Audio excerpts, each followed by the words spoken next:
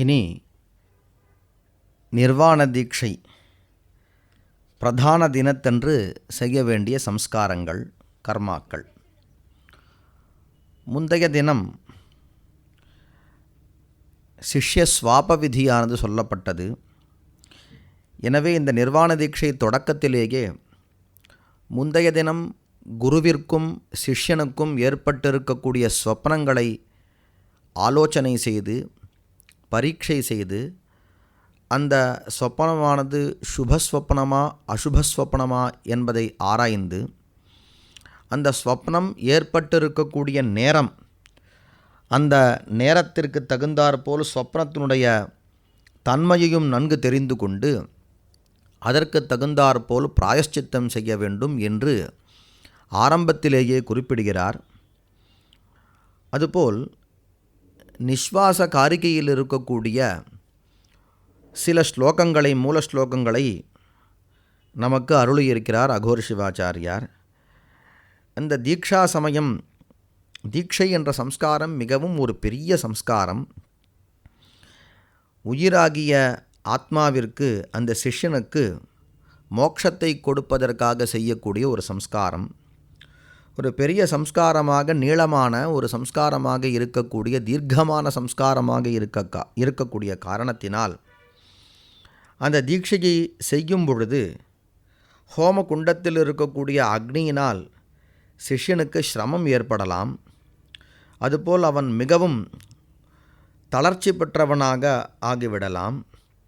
அவனுக்கு கண்டம் காய்ந்ததாக, கண்ட சோஷம் ஏற்பட்டதாக ஆகிவிடலாம். அவன் தாகத்தினால் பீடிக்கப்பட்டவனாக சில சமயத்தில் மயக்க நிலையும் கூட அடையலாம்.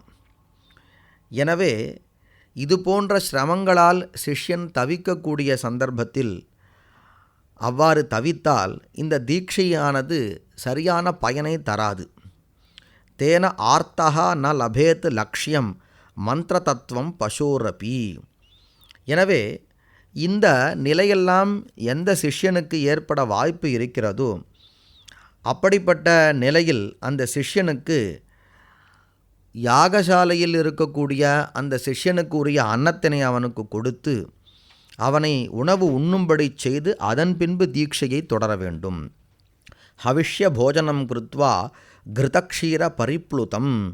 அதுபோல் நெய், பால் போன்றவற்றால் அந்த அன்னத்தை, தூய்மையான சுத்தான்னத்தை பிசைந்து அவனை உணவு உண்ணும்படி செய்து பாயசம் வாச புக்துவாத்து தத்தோ தீக்ஷாம் சமாரபேத். அவன் பாயசம் போன்றவற்றை அருந்தி அதன் பின்பு தீட்சையை செய்விக்க வேண்டும் என்று சில சௌகரிய விஷயங்களை ஆரம்பத்தில் குறிப்பிடுகிறார். அத பிராத சமுத்தாய என்று மறுநாள் காலை எழுந்து ஸ்நானம் போன்றவற்றையெல்லாம் செய்து தனது 2 சந்தியாவந்தனத்தை எல்லாம் செய்து, மாத்தியான்ஹிக சந்தியாவந்தனம், பிராத சந்தியாவந்தனம் என்ற 2 சந்தியாவந்தனங்களையும் முடித்து தனது நித்திய கர்மானுஷ்டானங்கள், சிவபூஜை போன்ற அனைத்தையும் முடித்து சிஷ்யனை கூப்பிட்டு அவனுக்கு எந்த ஸ்வப்னம் ஏற்பட்டது என்று அவனை கேட்டு திருஷ்டஸ்ருதாதிஷு மத்தியாத்து சுபாசுபப்பிரதம் பாவிகம் நிர்தாரிய. அவன் சொப்னத்தில் பார்த்த விஷயங்கள், சொப்னத்தில் கேட்ட விஷயங்கள், இது போன்றவற்றையெல்லாம் தெரிந்து கொண்டு அதில் எந்த விஷயங்கள் சுபத்தை தரக்கூடியவை, எவை அசுபத்தை தரக்கூடியவை என்று நிர்தாரணம் செய்து, சுபஸ்வப்னமாக இருந்தால் அந்த சொப்னத்தை ஏற்றுக்கொள்ள வேண்டும், ஆமோதிக்க வேண்டும்.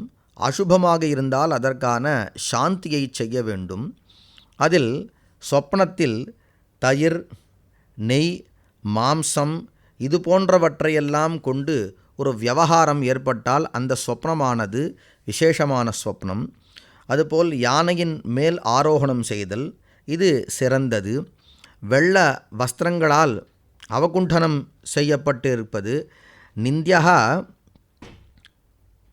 ஸ்வாவயவச்சேதா மஷி கர்தமலேபனம் தைலாபியங்கா அந்தகூபாதி பதனஞ்ச ந பிரசஸ்யதே. அதுபோல் தனது அவயவங்களை வெட்டி கொள்ளுதல், மஷி என்று கருமையினை தனது சரீரத்தில் பூசிக்கொள்ளுதல், சேற்றினை பூசிக்கொள்ளுதல், தைலாபியங்கம் எண்ணெய் தேய்த்து கொள்ளுதல் போன்ற கனவு காணுதல், அதுபோல் அந்தகூபமாகிய பாழுங்கிணறில் விழுதல், இது போன்ற சொப்பனங்களெல்லாம் சிறந்தவை அல்ல என்று சுருக்கமாக சொப்பனங்களை பற்றிய விவரங்களை கொடுத்து அந்த அசுபஸ்வப்னமாக இருந்தால் பிராயஷ்சித்தம் செய்து கொள்ள வேண்டும் என்று குறிப்பிடுகிறார். அதேபோல் இந்த சொப்னமானது இரவினுடைய முடிவில் ஏற்பட்டால் அதற்கான பிராயஷ்சித்தமாக 1000 ஆகுதியும், இரவினுடைய மையத்தில் ஏற்பட்டால் அதன் பாதியாக 500 ஆகுதியும், இரவனுடைய தொடக்கத்தில் ஏற்பட்டால் குறைந்தபட்சம் 100 ஆகுதி செய்தால் போதும் என்று குறிப்பிடுகிறார். சிஷ்யனுக்கு ஏற்பட்டது போலவே தனக்கும் சொப்னம் ஏற்பட்டதா என்பதை தெரிந்து கொண்டு அதற்கு தகுந்தாற்போல் 2 மடங்கு அஸ்திர மந்திரத்தால் ஆகுதி செய்ய வேண்டும். எனவே அஸ்திர மந்திரத்தினால் ஆகுதி செய்வதின் வாயிலாக சொப்ன தோஷமானது விலக்கப்பட வேண்டும் என்று பொதுவாக குறிப்பிடுகிறார். ஏனெனில் எடுத்த எடுப்பிலேயே சொப்ன சாந்தியானது செய்ய முடியாது. அக்னிகாரிய சந்தர்ப்பத்தில் இந்த சொப்ன சாந்தியை செய்து கொள்ள வேண்டும். அடுத்து யாகமண்டபத்திற்குள் பிரவேசம் செய்து சூரிய பூஜை முதற்கொண்டு பூதசுத்தி வரை எல்லா பூஜைகளையும் செய்து கொண்டு பூதசுத்தி பிரகரணத்தில் அத்வன்யாசம் செய்யும் பொழுது இது நிர்வாண தீட்சையாக இருக்கிறபடியால் அத்வாக்களை சோத்திய அத்வாக்களாக ஞாசம் செய்து சிவஹஸ்த பர்யந்தம் அனைத்து சம்ஸ்காரங்களையும் தனக்கு செய்து கொண்டு வாஸ்து பிரம்ம பூஜை, மகாலட்சுமி, இதன் பின்பு யாகேஸ்வர யாகவர்தனி பூஜை, இந்திராதி தச திக்பாலகர்களின் பூஜை, கணபதி, சப்தகுரு, தனது இஷ்டலிங்க பூஜை, ஆத்மார்த்த பூஜையை இந்த இடத்திலேயும் செய்யலாம் என்று தெரிகிறது. தனது ஸ்வேஷ்டலிங்க பூஜையை செய்து அதன் பின்பு மண்டலேஸ்வரருக்கு பூஜை செய்து அக்னி குண்டத்தில் ஹோமத்தினை ஆரம்பித்து சம்ஸ்காரங்களை எல்லாம் செய்து முன்பு சொன்னது போலவே தர்ப்பண தீபனங்களை எல்லாம் செய்து துஸ்வப்ன சாந்திம் விதாய, துஸ்வப்னத்திற்கான சாந்தியை அஸ்திர மந்திரத்தால் அந்த ஸ்வப்னத்திற்கு தகுந்தாற் போல, சொப்ன காலத்திற்கு தகுந்தாற் போல, தனக்கு என்றால் 2 மடங்கு, சிஷ்யனுக்கு 1 மடங்கு என்ற கணக்கில் சாந்தியை செய்து பூர்வவத்து கிருத மந்திர தர்ப்பண தீபனக, முன்பு செய்தது போலவே தர்ப்பண தீபனங்களை எல்லாம் செய்து கர்த்தரியும் சதுசம்ஸ்கார சம்ஸ்கிருதாம் சம்பாத்திய, அந்த பாஷசூத்திரத்தை அறுப்பதற்கான கத்தரிக்கோல் அதனுக்கு சதுசம்ஸ்காரங்களை செய்து சம்பாத ஹோமம் செய்து முந்தைய நாள் செய்தது போலவே சிஷ்ய பிரவேசம் முதற்கொண்டு நாடி சந்தானம் சம்பாத ஹோம பர்யந்தம் சமய தீட்சையில் செய்தது போலவே அனைத்தையும் செய்விக்க வேண்டும். எனவே விசேஷ தீட்சை தொடர்பான சம்ஸ்காரங்கள் இன்றைய தினம் இங்கு தேவையில்லை என்பது தெரிகிறது. அதன் பின்பு வன்ஹிஸ்தம் அபியர்ச்சிய அர்ச்சாபயித்வா, வன்னியில் இருக்கக்கூடிய சிவபெருமானை சிஷ்யனது கைகளால் பூஜிக்கும்படி செய்து தானும் பூஜை செய்து கடத்தில் இருக்கக்கூடிய யாகேஸ்வர யாகவர்தனிகளை பிரார்த்தனை செய்து அவர்களின் அனுமதி பெற்று முந்தைய தினம் வைக்கப்பட்டிருக்கக்கூடிய பாஷசூத்திரத்தை எடுத்து வரும்படி செய்து அந்த சிஷ்யனை தனது முந்தைய தினம் செய்தது போலவே தனது வலது புறத்தில் நிற்கும்படி செய்து அவரது சரீரத்தில் ஞாசங்கள், கலையினால் ஞாசங்களை ஞஸ்த சோத்யாத்வத் தேகஸ்ய, அந்த கலைகளை சோத்திய அத்வாக்களாக, சோதிக்க தகுந்த அத்வாக்களாக பாவித்து அவைகளை ஞாசம் செய்து சம்ஹிதா மந்திரங்களால் சகலீகரணம், சிஷ்யனுக்கு சகலீகரணத்தை செய்வித்து சிஷ்யனதைய சிகா பிரதேசத்தில் முந்தைய தினத்தில் கட்டியது போலவே மூலமந்திரத்தை சொல்லி அந்த பாஷசூத்திரத்தை கட்டி முந்தைய தினம் செய்தது போலவே பாஷசூத்திரத்தை தொங்கவிட வேண்டும். அடுத்து சிவபெருமானிடத்தில் பிரார்த்தனை செய்கிறார். அத பசோஹோ அனுகிரகம் கரோமி இது விஜ்ஞாபிய, தாங்கள் சொன்னது போலவே பசுவாகிய இந்த உயிருக்கு, இந்த சிஷ்யனுக்கு தீட்சையின் வாயிலாக அனுகிரகம் செய்ய முற்படுகிறேன் என்று பிரார்த்தித்து சிவாத அனுஜ்ஞாம் ஆசாத்திய, சிவபெருமான் அனுமதி அளித்ததாக பாவித்து ஆத்மதேக வன்னி மண்டல கும்ப சிஷ்யேஷு சோத்தியம் அத்வானம் பராத்வனஹ அப்பி வியாபகம் விலோக்கிய, அடுத்து வியாபகமாக இந்த சோத்திய அத்வாக்கள் இந்த யாகசாலையை எங்கும் வியாபித்து இருப்பதாக பாவிக்க வேண்டும். தனது சரீரம் ஆத்மதேக வன்னியாகிய நெருப்பில் இருக்கக்கூடிய சிவபெருமான், மண்டலத்தில் இருக்கக்கூடிய சிவபெருமான், கும்பத்தில் இருக்கக்கூடிய சிவபெருமான், சிஷ்யனின் உயிரில் இருக்கக்கூடிய சிவபெருமான். ஆத்மதேக வன்ஹி மண்டல கும்ப சிஷ்யேஷு சோத்தியம் அத்வானம் பராத்வனः அப்படி வியாபகம் விலோக்கிய. இந்த அத்வாவானது பராத்வாவாகிய சுத்தாத்வாவை காட்டிலும் வியாபகமாக எங்கும் வியாபித்ததாக இப்பொழுது சோத்திய அத்வாவை தியானிக்க வேண்டும். ஏனெனில் எல்லா இடத்திலேயும் சோத்தியமாக அத்வாக்கள் இருந்தால்தான் அவற்றையெல்லாம் நாம் சுத்தம் செய்ய முடியும் என்பதற்காக பராத்வனோபி வியாபகம் விலோக்கிய அனேன அந்யோன்ய சந்தான நிமித்தம் மூலேன சதம் ஜுகுயாத். இந்த 5 இடங்களிலேயும் தனது சரீரத்தில் இருக்கக்கூடிய அத்வாக்கள், நெருப்பு வன்னிகுண்டத்தில் இருக்கக்கூடிய அத்வா, அதுபோல் மண்டலம், கும்பம், சிஷ்யம் என்ற 5 இடங்களிலேயும் இருக்கக்கூடிய சோத்திய அத்வாக்களுக்கு பரஸ்பரம் ஒன்றோடு ஒன்று தொடர்பு ஏற்பட வேண்டும் என்பதற்காக மூலமந்திரத்தால் 100 முறை ஆகுதி செய்து பூர்ணாகுதியை செய்விக்க வேண்டும். இதுவரை இந்த நிர்வாண தீட்சம் தொடர்பான இந்த பூர்வ கிரியைகள் எல்லாம் நிறைவு பெற்றன. அடுத்து முக்கியமாக இப்பொழுது நிர்வாண தீட்சையினுடைய பிரதான சம்ஸ்காரங்கள் ஆரம்பிக்கப்படுகின்றன. இந்த சூத்திரத்தில் முந்தைய தினம் சிஷ்யனது சரீரத்திலிருந்து அனைத்தையும், சரீரம் தொடர்பான எல்லா பாசங்களையும் சரீரத்திலிருந்து நாம் சூத்திரத்தில் சேர்ப்பித்து விட்டோம். இப்பொழுது ஒவ்வொரு சூத்திரத்தில் 5 இடத்தில் நாம் அடையாளங்களை செய்து கிரந்தி கல்பனம் 5 இடங்களில் முடிச்சு போடப்பட்டு இருக்கிறது. எனவே அந்த ஒவ்வொரு இடத்திலேயும் உதாரணமாக கால் முதல் கால் முட்டி வரை இருக்கக்கூடிய அந்த சூத்திரத்தில் நிவிருத்தி கலை என்ற கலை திகழ்கிறது. அந்த கலைக்கு உட்பட்டு பல மந்திரங்கள், வர்ணங்கள், புவனங்கள், தத்துவங்கள் என்று அனைத்தும் அடங்கியிருக்கின்றன. இப்பொழுது அந்த ஒவ்வொரு கலை தொடர்பான முந்தைய தினம் பூஜை செய்த அனைத்தையும் நிதானமாக பாவித்து நிதானமாக அவற்றையெல்லாம் அவலோகனம் செய்ய வேண்டும். அதன் பின்பு அந்த கலையில் இருக்கக்கூடிய பல புவனங்களில் இருக்கக்கூடிய 14 விதமான யோனிபேதங்கள், 14 விதமான உயிர்கள் பிறக்கக்கூடிய ஒரு யோனிகள், அவைகளில் இந்த உயிரானது ஒரே சமயத்தில் பிறந்ததாக பாவித்து பிறந்து திளைத்ததாக பாவிக்க வேண்டும்.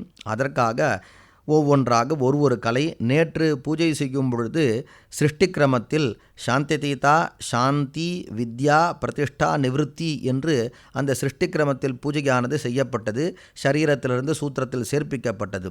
ஆனால் இன்றைய தினம் பிரதான தினத்தில் சம்ஹார கிரமத்தில் நிவிருத்தி கலா, பிரதிஷ்டா கலா, வித்யா கலா, சாந்தி கலா, சாந்தி தீத கலா என்ற முறையில் கீழிருந்து மேலாக ஒவ்வொரு கலையாக சுத்தம் செய்து கொண்டு போகிறார். அதில் முதலில் ஓம் ஹாம் ஆதார சக்தியே நமஹா. இந்த 5 கலைகள் விஷயத்திலேயும் இந்த கிரியாக்கிரமங்கள் ஒரே மாதிரிதான் திகழ்கின்றன. எனவே முதலில் அந்த குண்டத்தில் ஆதார சக்தியை பூஜை செய்விக்க வேண்டும். அதன் பின்பு அந்த ஆதார சக்தியை பூஜை செய்த பின்பு அந்த ஆதார சக்தியை சன்னிதானமாக வேண்டும் என்பதற்காக 3 சன்னிதானத்தின் பொருட்டு 3 ஆகுதியை தர வேண்டும். அதன் பின்பு சிஷ்ய சரீரத்தில் இருக்கக்கூடிய அந்த சூத்திரம் பாஷசூத்திரம், அந்த பாஷசூத்திரம் சிஷ்ய சரீரத்தை காட்டிலேயும் பின்னமாக இருப்பதாக தியானிக்காமல் சிஷ்ய சரீரமயமாகவே அந்த பாஷ சூத்திரம் இருப்பதாக பாவித்து அதனுடைய முட்டியின் அடிப்பிரதேசத்தில் அந்த நிவிருத்தி கலை இருக்கக்கூடிய இடத்தில் அந்த நிவிருத்தி கலையை இவர் தியானிக்க வேண்டும். அவ்வாறு அந்த நிவிருத்தி கலையை தியானிக்கும் பொழுது ஓம் ஹ்லாம் நிவிருத்தி கலாஜை நமஹா என்று நிவிருத்தி கலையையும், ஓம் ஹாம் பிருத்திவி தத்வாஜ நமஹா என்று முந்தைய தினம் சொன்னது போலவே அந்த நிவிருத்தி கலைக்கு உட்பட்டு இத்தனை தத்துவங்கள் திகழ்கின்றன, இத்தனை புவனங்கள் இருக்கின்றன, இத்தனை வர்ணங்கள், இத்தனை பதங்கள், இத்தனை மந்திரங்கள், அங்கு இருக்கக்கூடிய பீஜ மந்திரங்கள், அங்கு இருக்கக்கூடிய நாடிகள், அங்கு இருக்கக்கூடிய பிராணன்கள், இந்திரியம், விஷயங்கள், குணங்கள், வர்ணங்கள், மண்டலம், அங்கு இருக்கக்கூடிய அவஸ்தை, அங்கு இருக்கக்கூடிய காரணேஸ்வரன் ஆகிய அனைத்தையும் நிதானமாக நமோந்தமான மந்திரங்களை உச்சரித்து அதை நிதானமாக ஆச்சாரியரானவர் தியானிக்கிறார். அதோடு மட்டுமல்லாமல் அந்த நிவிருத்தி கலைக்கு உட்பட்டு இருக்கக்கூடிய புவனங்கள், பலவிதமான புவனங்கள், எல்லா புவனங்களிலேயும் 14 விதமான யோனிகள் இருப்பதாக, அதாவது மிருகங்கள், பட்சிகள், பசுக்கள், ஊர்ந்து செல்லக்கூடிய ஜந்துக்கள், ஸ்தாவரம் நிலைத்து நிற்கக்கூடிய மரங்கள் போன்றவை, அங்கு இருக்கக்கூடிய மனிதர்கள், பிசாசுகள், ராட்சசர்கள், யக்ஷர்கள், கந்தர்வர்கள், ஐந்திரர்கள், சௌமியர்கள், பிராஜேஸ்வரர்கள், அதுபோல் பிராமணர்கள் என்று 14 விதமான யோனி பேதங்கள், அந்த யோனி பேதங்களையும் தியானித்து இவற்றோடு கூடியிருப்பதாக அந்த நிவிருத்தி கலையை தியானிக்க வேண்டும். இப்பொழுது ஆச்சாரியர் சிஷ்யனது வாஸ்தவமான சரீரத்தோடு அபின்னமாக இருப்பதாக சூத்திர சரீரத்தை பாஷசூத்திரத்தை பாவித்து அந்த பாஷசூத்திரத்தை இவ்வாறெல்லாம் இருப்பதாக பாவித்து கொண்டிருக்கிறார். அதன் பின்பு ஹ்லாம் நிவர்த்திகலாஜை நமஹா என்று அந்த முட்டியின் அடியில் இருக்கக்கூடிய சூத்திரத்தில் புஷ்பத்தினால் தாடனம் செய்கிறார். இரண்டாவது நிவர்த்திகலாஜை ஸ்வாஹா என்று அங்குஷ முத்ரையினால் இப்பொழுது அந்த சூத்திரத்தில் இருக்கக்கூடிய நிவர்த்திகலை தொடர்பான அத்தனை விஷயங்களையும் அத்துணை அம்சங்களையும் ஆச்சாரியர் இந்த கிரமத்தில் எடுத்துக்கொண்டு குண்டத்தில் சேர்ப்பிக்க இருக்கிறார் என்பது இனி நடக்க இருக்கக்கூடிய செயல். ஓம் ஹ்லாம் நிவர்த்திகலாஜை நமஹா என்று அங்குஷ முத்ரையினால் பூரக்கத்தினால் அந்த நிவர்த்திகலையை ஆகர்ஷணம் செய்து ஓம் ஹ்லாம் ஹாம் ஹௌம் நிவர்த்திகலாஜை ஹும்பட் என்று சம்ஹார முத்ரையால் ஓம் ஹௌம் ஹாம் ஹ்லாம் ஹாம் ஹௌம் என்று முதலில் ஹௌம், அடுத்தது ஹிருதய பீஜம், மத்தியில் நிவர்த்திகலையினுடைய பீஜம், அதன் பின்பு மறுபடியும் ஹிருதய பீஜம், அதன் பின்பு மறுபடியும் ஹௌங்காரம் என்ற நிலையில் என்ற கிரமத்தில் அந்த மந்திரத்தை உச்சரித்து சம்ஹார முத்ரையால் அந்த கும்பகத்தினால் நிவர்த்திகலையை சங்கிருஹ்ய கும்பகம் செய்து கொண்டே அந்த நிவர்த்திகலையை கையில் எடுத்துக்கொண்டு ஓம் ஹாம் ஹ்லாம் ஹ்லாம் நிவர்த்திகலாஜை நமஹா என்று ரேச்சகம் செய்து கொண்டு உத்பவ முத்ரையாகிய சிருஷ்டி முத்ரையினால் குண்டத்தில் ஏற்கனவே பூஜிக்கப்பட்ட ஆதார சக்தியில் இந்த நிவர்த்திகலையை வரும்படி செய்விக்கிறார். இப்பொழுது முந்தைய தினம் சிஷ்யன் சரீரத்திலிருந்து சூத்திரத்திற்கு நிவர்த்திகலை சாங்கோபாங்கமாக வந்தது.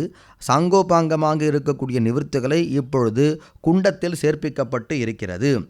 இந்த நிவர்த்திகலாயாம் ஆதார ரூபிண்யாம் நிவேஷயேத் ஓம் ஹாம் ஹ்லாம் ஹாம் நிவர்த்திகலாஜை நமஹா இது சம்பூஜ்ய அங்கு இருக்கக்கூடிய நிவர்த்திகலையை பூஜை செய்து அதற்கு அர்க்யம் கொடுத்து சுவாகாந்த மந்திரத்தால் அதற்கு சன்னிதானத்தின் பொருட்டு சந்நிதியின் பொருட்டு 3 ஆகுதியை கொடுத்து பாஷத்ரயம் மலகர்ம மாயாரூபம். இப்பொழுது நிவர்த்திகலை எங்கு இருக்கிறது? சிஷ்யன் தொடர்பான நிவர்த்திகலை, சாங்கோபாங்கமான நிவர்த்திகலை, பல அம்சங்களை உள்ளடக்க இருக்கக்கூடிய நிவர்த்திகலை எங்கு இருக்கிறது என்றால் குண்டத்தில் இருக்கிறது. அந்த குண்டத்தில் அந்த சிஷ்யன் தொடர்பான ஆணவ கர்ம மாயா பாசங்களும் இருக்கின்றன. அந்த 3 பாசங்கள் இப்பொழுது அந்த சிஷ்யனுக்கு தேவையான போகத்திற்கு உரிய அனைத்தையும் கொடுக்கக்கூடிய நிலையில் 3 பாசங்கள் இருப்பதாக பாவிக்க வேண்டும். போக்திருத்வ போக ஷரீராதி ஜனகம் பாவயேத். அந்த 3 பாசங்களும் இந்த ஆத்மாவிற்கு சிஷ்யனுடைய உயிருக்கு போக்திருத்வம் அனைத்தையும் அனுபவிக்கக்கூடிய ஒரு யோக்கியத்தை இருக்கக்கூடிய தன்மையையும் அதுபோல் போகங்களையும் அதுபோல் போகத்தை அனுபவிப்பதற்கு உரிய சரீரம் போன்றவற்றையும் கொடுப்பதற்கு ஆயத்தமாக 3 பாசங்கள் இருப்பதாக பாவிக்க வேண்டும். இந்த நிலையில் இவற்றையெல்லாம் செய்விப்பதற்காக அந்த நிவர்த்திகலைக்கு அதிபதியாக காரணேஸ்வரராக திகழக்கூடிய பிரம்மாவினை ஆவாகனம் செய்து பூஜை செய்து அவருக்கு சன்னிதான ஆகுதி கொடுத்து அவரிடத்தில் பிரார்த்தனை செய்கிறார். போ பிரம்மன்னு தவாதிகாரேஸ்மின்னு முமுக்ஷும் தீக்ஷயாம்யகம் பாவ்யம் त्वया அனுகூலேன பரமேஷ நியோகதா. இந்த பிரம்மாவிற்கு உட்பட்டதாக அந்த நிவர்த்தி கலை இருக்கிறது. போ பிரம்மாவே, இந்த சிஷ்யனானவன் புபுக்ஷுவாகவோ அல்லது முமுக்ஷுவாகவோ திகழ்கிறார். பரமேஸ்வரனது ஆணையின் பேரில் தங்களது ஆணைக்கு உட்பட்டிருக்கக்கூடிய இந்த நிவர்த்தி கலையில் இந்த சிஷ்யனுக்கு நான் தீட்சை செய்விக்கிறேன். இந்த நிவர்த்தி கலையிலிருந்து அவர் விடுபட்டவராக நான் ஆக்கப் போகிறேன். எனவே இதற்கு அனுகூலமாக தாங்கள் திகழ வேண்டும் என்று பிரார்த்திக்கிறார். பிரம்மன்னு தவ அதிகாரேஸ்மின்னு முமுக்ஷும் தீக்ஷயாம்யகம். முமுக்ஷுவாக இருந்தால் மோட்சத்தை விரும்புபவராக இருந்தால் முமுக்ஷு என்றும் போகத்தை விரும்புபவராக இருந்தால் புபுக்ஷு என்றும் சொல்லிக்கொள்ள வேண்டும். முமுக்ஷும் தீக்ஷயாம்யகம் பாவ்யம் त्वया அனுகூலேன பரமேஷ நியோகதா இது சிவாஜ்ஞாம் சம்ஸ்ராவயேது. இவ்வாறு எல்லா கலைகளும், அதாவது நிவர்த்தி கலை தொடர்பான அனைத்து அத்வாக்களும் குண்டத்தில் இப்பொழுது வந்துவிட்டன. அங்கு நிவர்த்திகளை தொடர்பான ஆணவ கர்ம மாயாபாசங்கள் இந்த சிஷ்யனுடைய சரீரத்திற்கு எல்லா விதமான போக்கியத்திற்கு தகுந்த அனைத்தையும் கொடுப்பதற்கு சன்னத்தமாக திகழ்கின்றன. நிவர்த்தி கலைக்கே உரிய பிரம்மாவானவர் அனுகூலமாக திகழ இருக்கிறார்.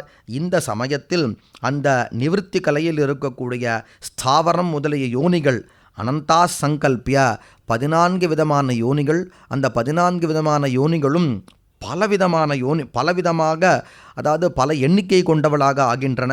ஸ்தாவராதி யோனிஹி அனந்தா சங்கல்பிய. ஸ்தாவரம் என்றால் லட்சம் விதமான ஸ்தாவரங்கள், பல கோடி கணக்கில் மனிதர்கள், பல கோடி கணக்கில் பிசாசுகள் என்று அந்த 14 யோனிகளும் அனந்தா சங்கல்பிய பல எண்ணிக்கை கொண்டவர்களாக திகழ்கின்றன. அந்த எல்லா யோனிகளையும் வியாபித்து வாகீஸ்வரி சக்தியானவள் திகழ்கிறாள். அதாவது யோனி என்பது அந்தந்த உயிர்கள் பிறப்பதற்கு இருக்கக்கூடிய அந்த பெண் தன்மையை வாய்ந்த பொருட்கள் எல்லாம் யோனி என்று சொல்லப்படுகின்றன. எனவே அந்த எல்லா யோனிகளையும் வாகீஸ்வரி என்ற பரமேஸ்வரி வியாபித்து இருக்கிறாள். அந்த பரமேஸ்வரி அனுராகம் கொண்டவளாக, ஆசை கொண்டவளாக திகழ்கிறாள். அந்த வாகீஸ்வரியை நமஹ என்று வாகீஸ்வரியை ஆவாகனம் செய்து பூஜை செய்து சன்னிதானத்திற்காக 3 ஆகுதிகளை கொடுத்து இந்த வாகீஸ்வரியை க்ஷோபணம் செய்வதற்காக வாகீஸ்வரராகிய பரமேஸ்வரனை பூஜை செய்து சர்வ யோனி க்ஷோபகம் தியாத்வா எல்லா யோனிகளையும், அது ஸ்தாவர யோனியாக இருந்தாலும் மிருகயோனி, பக்ஷியோனி, பசுயோனி, சரீசபயோனி என்று 14 விதமான யோனிகளையும் க்ஷோபணம் செய்யக்கூடியவராக வாகீஸ்வரர் திகழ்வதாக பாவனை செய்து 5 வக்திரங்கள் 4 புஜங்களோடு கூடிய வாகீஸ்வரரை தியானம் செய்து அவரை ஆவாகனம் செய்து பூஜை செய்து சன்னிதானத்திற்கான ஆகுதியை கொடுத்து அவரிடத்தில் பிரார்த்தனை செய்கிறார். போ பகவானே, பரமேஸ்வரனே, வாகீஸ்வரரே, இந்த பசுவிற்கு அனுகிரகம் செய்வதற்காக தாங்கள் இங்கு எழுந்தருள வேண்டும். சந்நிதி பவதம் பகவந்தௌ பசோஹோ அனுகிரகாய சந்நிதி பவதம். தாங்கள் இருவரும், வாகீஸ்வரர் ஆகிய தாங்கள் இருவரும் இங்கு திகழ வேண்டும் என்று பிரார்த்தித்து சிஷ்யனை அஸ்திரமந்திரத்தால் இப்பொழுது சிஷ்யன் சரீரம் தொடர்பான நிவர்த்திகளை போன்ற அனைத்தும் குண்டத்தில் இருக்கின்றன. சிஷ்யன் பிறப்பதற்கு தகுந்தாற்போல் அந்த நிவர்த்தி கலையில் இருக்கக்கூடிய 14 விதமான யோனிகள், 14 விதமான யோனிகளும் பல எண்ணிக்கைகளோடு கூட இப்பொழுது தயாராக திகழ்கின்றன. அந்த எல்லா யோனியின் வடிவமாகவும் வாகீஸ்வரியும் யோனியை க்ஷோபணம் செய்யக்கூடியவராக வாகீஸ்வரரும் திகழும் காரணத்தினால் சிஷ்யனது ஆத்மாவினை அந்த ஒரே சமயத்தில் அந்த நிவர்த்தி கலையில் இருக்கக்கூடிய எல்லா யோனியிலேயும் வாகீஸ்வரரின் வாயிலாக நாம் சேர்ப்பிக்கப் போகிறோம். சிஷ்யம் அஸ்திரேன சம்பிரோக்ஷிய புரோக்ஷனை செய்து ஓம் ஹ ஹும் ஃபட் இந்த மந்திரத்தால் சிஷ்யனது ஹிருதய பிரதேசத்தில் புஷ்பத்தோடு நாராச்ச முத்திரையினால் தாடனம் செய்து குருவானவர், ஆச்சாரியரானவர் ரேச்சக பிராணாயாமம் செய்து ரேச்சகத்தின் வாயிலாக சிஷ்யனது பூரகத்தின் வாயிலாக அவனது இடது நாசிகை வாயிலாக உள்ளே சென்று ஓம் ஹாம் ஹம் ஹாம் ஹஹ ஹும்பட் என்ற மந்திரத்தை சொல்லி ஜேஷ்டா என்ற சக்தியினுடைய அனுகிரகத்தால் உள்ளே பிரவேசம் செய்வதற்கு வாமா என்ற சக்தி, அதற்குள் கும்பக நிலையில் செய்ய வேண்டிய காரியங்களுக்கு ஜேஷ்டா என்ற சக்தி, அடுத்து அந்த ஆத்மாவினை கையில் எடுப்பது, வெளியில் செல்வது போன்றவற்றிற்கெல்லாம் ரௌத்ரி என்ற சக்தி. இவ்வாறாக ஜேஷ்டயா வியோஜ்ய ஜேஷ்டா சக்தியினால் சரீரத்தில், அந்த சூத்திர சரீரத்தில் இருக்கக்கூடிய ஆத்மாவினை பிரித்து அங்குஷ முத்திரையினால் ரௌத்ரி என்ற சக்தியினுடைய அனுகிரகத்தால் அதை கையில் எடுத்துக்கொண்டு மூலமந்திரத்தை சொல்லி சிஷ்யனது துவாதசாந்தம் வரை அந்த ஆத்மாவினை எடுத்து கொண்டு சென்று திருநாக்ர பிந்து ரூபம், அந்த புல்லினுடைய நுனியில் இருக்கக்கூடிய ஜலத்திவிலை போன்று இருக்கக்கூடியதாக, ஜீவனை சூக்ஷ்மமாக இருக்கக்கூடியதாக உயிரை பாவனை செய்து அதனை மறுபடியும் சம்ஹார முத்திரையினால் அங்கிருந்து கீழே கொண்டு வந்து தான் பூரகம் செய்து கொண்டு தனது ஹிருதயத்தில் அந்த ஆத்மாவினை சேர்த்து மறுபடியும் கும்பகம் செய்து மூலமந்திரத்தை சொல்லி ஓம் ஹாம் ஹம் ஹாம் ஆத்மனய நமஹா என்று சொல்லி முன்பு செய்தது போலவே பிரம்மா முதலிய காரணேஸ்வரர்களை தியாகம் செய்து துவாதசாந்தம் வரை ஆத்மாவினை, சிஷ்யனது ஆத்மாவினை கொண்டு சென்று மறுபடியும் அங்கிருந்து கையில் எடுத்துக்கொண்டு முன்பு சொன்னது போலவே வலது நாசிகையின் வாயிலாக வெளியே கொண்டு வந்து குண்டத்தில் இருக்கக்கூடிய அனைத்து யோனிஸ்வரூபமாக இருக்கக்கூடிய வாகீஸ்வரியின் கர்ப்பத்தில் வாகீஸ்வரர் சம்யோகபூர்வகமாக வாகீஸ்வரர் அந்த கர்ப்பத்தில் வைத்துவிட வேண்டும். வாமா மந்திரத்தினால் உத்பவ முத்திரையை கொண்டு ஓம் ஹாம் ஹம் ஹாம் ஆத்மனய நமஹா இதி சர்வ யோனிஷு எல்லா யோனிகளிலேயும் அனந்தமான வடிவம் தாங்கி 14 விதமாக திகழக்கூடிய எல்லா யோனிகளிலேயும் அநேக வியக்தி ரூபேன ஆத்மனஹா யுகபத்து சம்யோகம் கிருத்வா, எல்லா யோனிகளிலேயும் இந்த உயிரானது ஒரே சமயத்தில் பிறந்ததாக ஒரே சமயத்தில் சேர்ந்ததாக பாவிக்க வேண்டும். மூலேன சம்பூஜ்ய ஆகுதித்ரயம் தேவம். அடுத்து அவர்களை மூலமந்திரத்தால் பூஜித்து 3 முறை ஆகுதி கொடுத்து அடுத்து இந்த இருவரையும் பிரார்த்தனை செய்கிறார். பகவன்னு, முக்கியமாக யாகேஸ்வரரை, பகவன்னு அஸ்ய ஆத்மனஹ சர்வாசு யோனிஷு யுகபத்து சம்யோகம் குரு குரு. வாகீஸ்வரரே, தங்களது அருளால் இந்த உயிரானது நிவிருத்தி கலையில் இருக்கக்கூடிய எல்லா யோனிகளிலேயும் ஒரே சமயத்தில் எல்லா கர்ப்பத்திலேயும் சேர்ந்ததாக செய்விக்க வேண்டும், அதற்கு அனுகிரகம் செய்ய வேண்டும் என்று பிரார்த்திக்கிறார். ததா இப்பொழுது உயிரானது நிவிருத்தி கலையில் இருக்கக்கூடிய 14 விதமாகவும் பல எண்ணிக்கை கொண்டதாகவும் இருக்கக்கூடிய நிவிருத்தி கலையில் எத்தனை யோனிகள் இருக்கின்றனவோ அத்தனை யோனிகளிலேயும் அந்த கர்ப்பத்தில் ஆத்மாவானது பல வடிவம் தாங்கி திகழ்வதாக தாத்பரியம் தெரிகிறது. ததா சர்வ கர்ப்ப நிஷ்பத்தகே மூலேன ஆகுதித்ரயம் தத்வா, கர்ப்பத்தில் இருக்கக்கூடிய அந்த உயிரானது அனைத்து கர்ப்பங்களிலிருந்தும் வெளியே பிறக்க வேண்டும் என்பதற்காக 3 ஆகுதி கொடுத்து பரமேஸ்வரனிடத்தில் பிரார்த்தனை செய்ய வேண்டும். கர்ப்பத்திலிருந்து இந்த உயிர் ஒரே சமயத்தில் எல்லா கர்ப்பங்களிலிருந்தும் வெளியே வர வேண்டும் என்று பிரார்த்தித்து அதன் பிறகு அது பிறக்க வேண்டும் என்பதற்காக 3 முறை ஆகுதி செய்து பரமேஸ்வரனிடத்தில் ஒவ்வொரு முறையும் ஆகுதி செய்ய வேண்டும், பரமேஸ்வரனிடத்தில் பிரார்த்தனை செய்ய வேண்டும். ஆகுதி பிரார்த்தனை என்ற முறையில் இந்த சம்ஸ்காரமானது அமைந்திருக்கிறது. இந்த பரமேஸ்வரனிடத்தில் இந்த கர்ப்பத்திலிருந்து ஜனிக்க வேண்டும் என்பதற்காக பிரார்த்தனை செய்து அதன் பிறகு ஜனித்த பிறகு உடனே எல்லா போகங்களையும் அனுபவிக்கக்கூடிய ஒரு ஆற்றல் குழந்தைகளுக்கு கிடையாது. எனவே எல்லா போகங்களையும் அனுபவிக்கக்கூடிய அளவிற்கு அந்த ஷரீரத்தினுடைய நிலையை அடைய வேண்டும் என்பதற்காக பகவானை பிரார்த்திக்க வேண்டும். ததா அதிகாரார்த்தம் சர்வ ஷரீரானாம் யுகபத்து விருத்திம் சம்பாவ்ய, அனைத்து யோனிகளில் 14 யோனிகளில் இருக்கக்கூடிய பல எண்ணிக்கைகளில் இருக்கக்கூடிய இந்த எல்லா சரீரமும் ஒரே சமயத்தில் போகத்தை அனுபவிப்பதற்கான நிலையை அடைந்ததாக பாவித்து போக நிஷ்பத்தகே வாபீகூப பிரபாதி லௌகிகம் பிராகாகாமி ச கர்மேகஸ்தம் சர்வ யோனி ஷரீரேஷு போகதாயகம் கர்மார்ஜனம் ச பாவயித்வா, இந்த போக்கிய பொருள் ஏற்பட வேண்டும் என்பதற்காக எல்லா கர்மாக்களும் இந்த உயிரானது ஆத்மாவானது பல பிறப்பில் செய்திருக்கக்கூடிய எல்லா கர்மாக்களும் இதே சமயத்தில் கர்ம பலனை தருவதற்காக சித்தமாக இருப்பதாக பாவனை செய்து சர்வ யோனி ஷரீரேஷு போகதாயகம், அதுபோல் கர்மார்ஜனம் ச பாவயித்வா, இந்த சரீரத்தின் வாயிலாக பல கர்மாக்களை இந்த உயிரானது பல கர்மாக்களை செய்ததாக பாவனை செய்து மூலேன ஆகுதித்ரயம் தேவ். இப்பொழுது பழைய கர்மாவோடு மட்டுமல்லாமல் புதிதாக அந்தந்த யோனிகளில் புதிய கர்மாக்களை எல்லாம் சேர்த்ததாக பாவிக்க வேண்டும். மூலேன ஆகுதித்ரயம் ஜுஹுயாத் பகவன் அஸ்ய ஆத்மனஹ நானா போகதாயகம் கர்மார்ஜனம் ச குரு குரு இது விஜ்ஞாப்பிய. இப்பொழுது இந்த ஆத்மா பல போகங்களை அனுபவித்து மேலும் பல கர்மாக்களை ஈட்டியதாக திகழ்கிறது.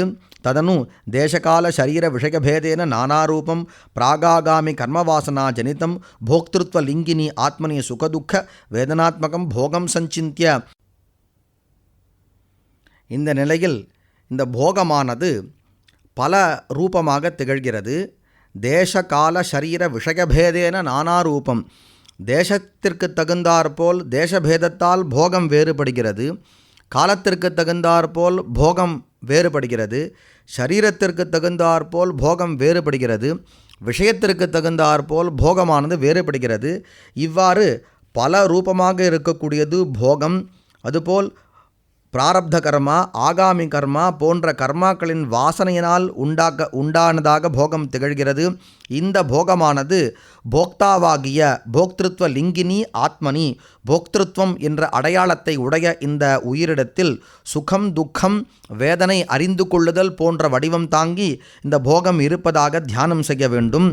இவ்வாறு அதன் பொருட்டு மூலேன ஆகுதித்ரயம் ஜுஹுயாத் 3 ஆகுதிகளை கொடுத்து பகவன் அஸ்ய ஆத்மனஹ சர்வத்திர போக நிஷ்பத்தியும் குரு குரு, இவ்வாறாக இந்த போக்தாவாக திகழக்கூடிய உயிரானது பலவிதமான போகங்கள் தேசத்திற்கு தகுந்தாற்போல், காலத்திற்கு தகுந்தாற்போல், சரீரத்திற்கு 14 விதமான யோனிகள், பலவிதமான சரீரங்கள், அந்த சரீரத்திற்கு தகுந்தாற்போல் ஆங்காங்கே இருக்கக்கூடிய விஷயங்கள், அங்கு ஒரு புழுவிற்கு வேறு ஒரு விஷயம், அதுபோல் ஒரு மரத்திற்கு விஷயம் வேறு, ஒரு மனிதனின் விஷயம் வேறு.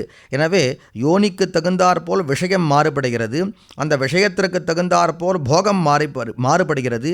எல்லா போகத்திலேயும் திளைத்ததாக பாவிக்க வேண்டும். அதற்காக பகவானிடத்தில் பிரார்த்தனை. பகவன்னா அஸ்யாத்மனः சர்வத்திர போக நிஷ்பத்தியம் குரு இது விஜ்ஞாபயேத். இதன் நடுவில் நாம் பிராமணனாக இருக்கக்கூடிய பட்சத்தில், ஒரு சிஷ்யன் பிராமணனாக இருக்கக்கூடிய பட்சத்தில் அவன் தான் செய்ய வேண்டிய 40 சம்ஸ்காரங்கள், அந்த 40 சம்ஸ்காரங்களையும் இந்த நிவிருத்தி கலையில் இருக்கக்கூடிய இந்த பூலோகத்தில் இருக்கும் பொழுது 40 சம்ஸ்காரங்களையும் அவன் செய்ய வேண்டும். எனவே அதன் பொருட்டு கர்ப்பாதானாதி 40 சம்ஸ்காரங்கள் செய்ததாக பாவனை செய்து அதற்காக ஆகுதி கொடுக்க வேண்டும் என்று குறிப்பிடுகிறார். அத்ராந்தரே பூலோகே கர்ப்பாதானாதீன் ஆம்னாயோக்தான் சம்ஸ்காரான் 40 ஹிருதா ஆகுதிபிகி திசிருபிகி ஆபாதயேத்.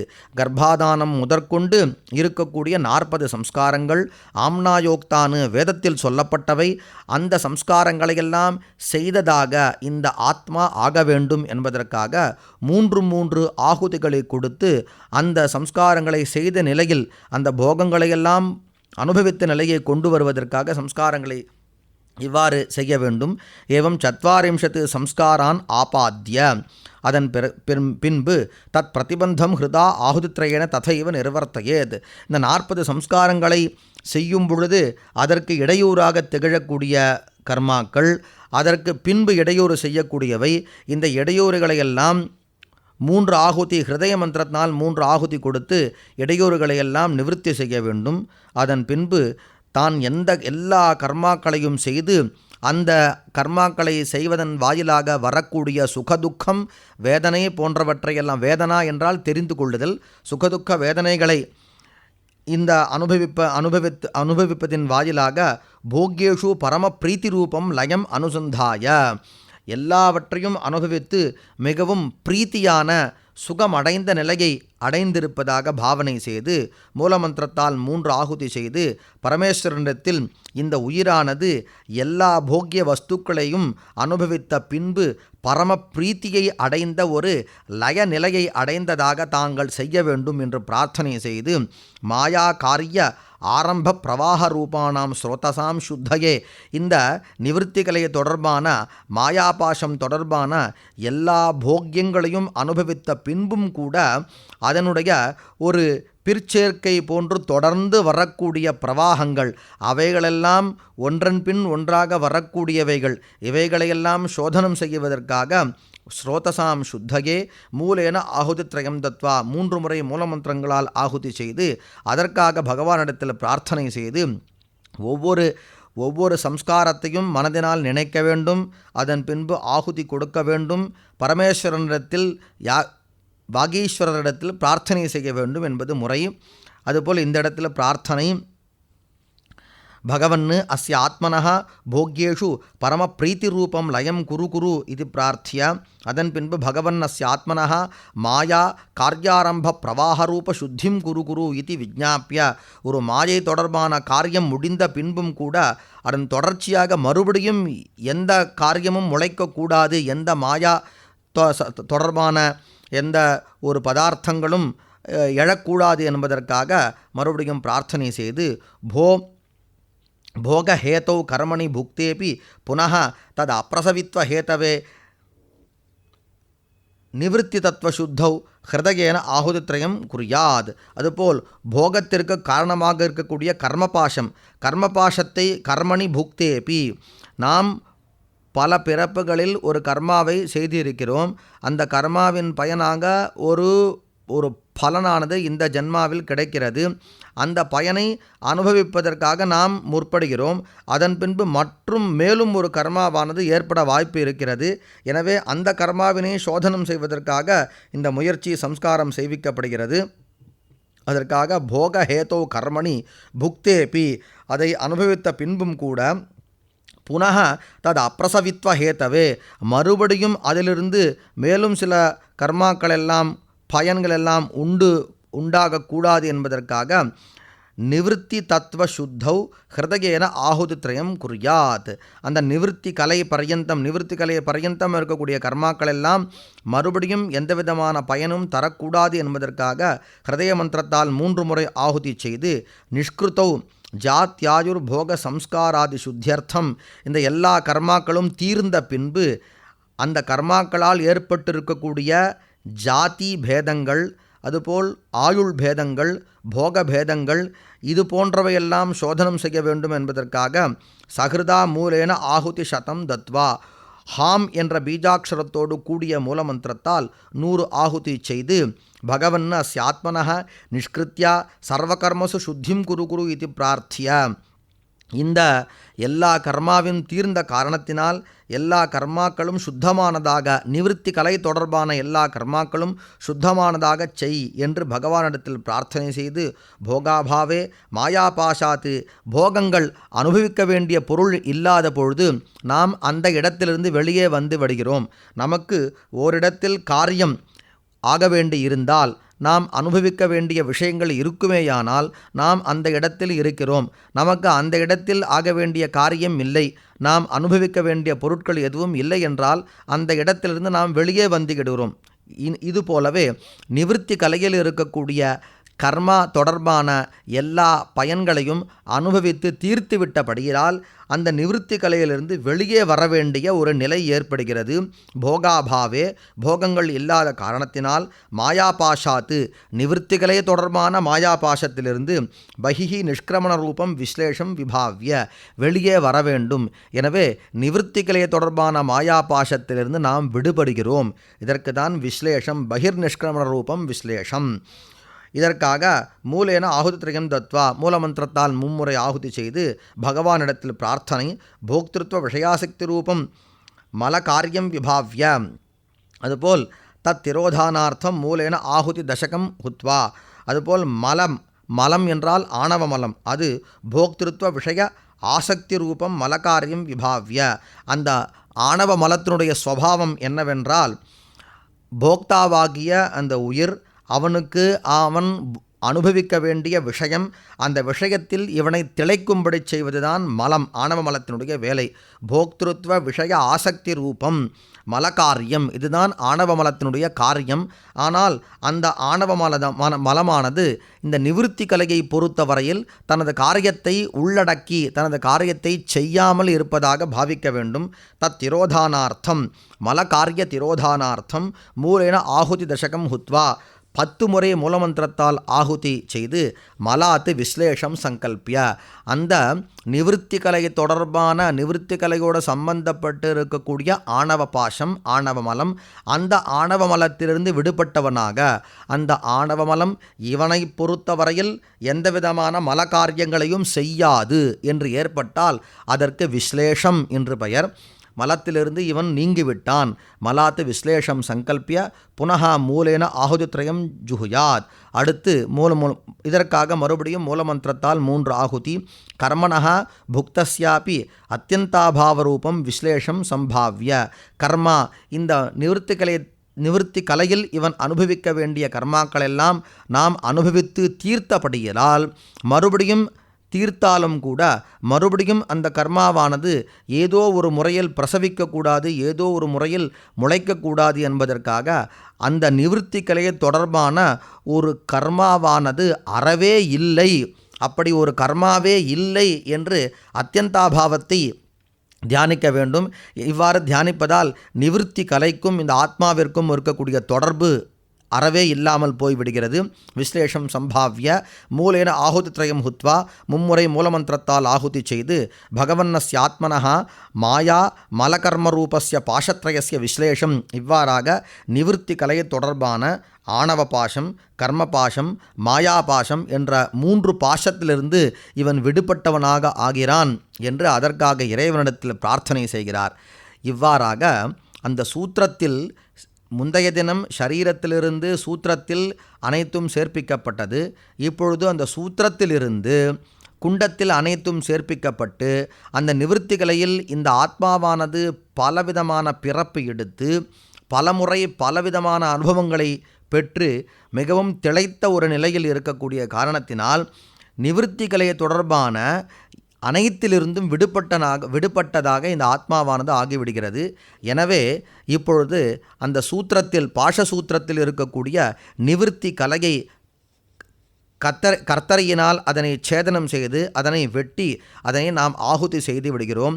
இதனால் நிவிருத்தி கலை அந்த கலையை தொடர்பான மந்திர பத வர்ண புவன தத்துவ பீஜ நாடி வாயு இந்திரிய விஷய குண வர்ண மண்டல அவஸ்தா காரணேஸ்வரர்களோடு அதுபோல் நிவிருத்தி கலையை தொடர்பான ஆணவ கர்ம மாயா பாசங்களோடு அறவே தொடர்பற்றவனாக இவன் ஆகிறான். அதற்காக அந்த கர்த்தரையை 7 முறை அஸ்திர மந்திரத்தை சொல்லி அபிமந்திரணம் செய்து அந்த மந்திரத்தால் ஓம் ஹௌம் ஹ்லாம் ஹௌம் நிவிருத்தி கலா பாஷாய ஹஹும் ஃபட் இந்த மந்திரத்தால் ஸ்வரத்தோடு அதாவது கத்திய ஒரு நிலையில் மிகவும் சப்தத்தோடு நிவிருத்திகலா பாஷத்தினுடைய அந்த அந்த கடைசி பாகத்தில் அந்த நூலினை நாம் அறுக்க வேண்டும்.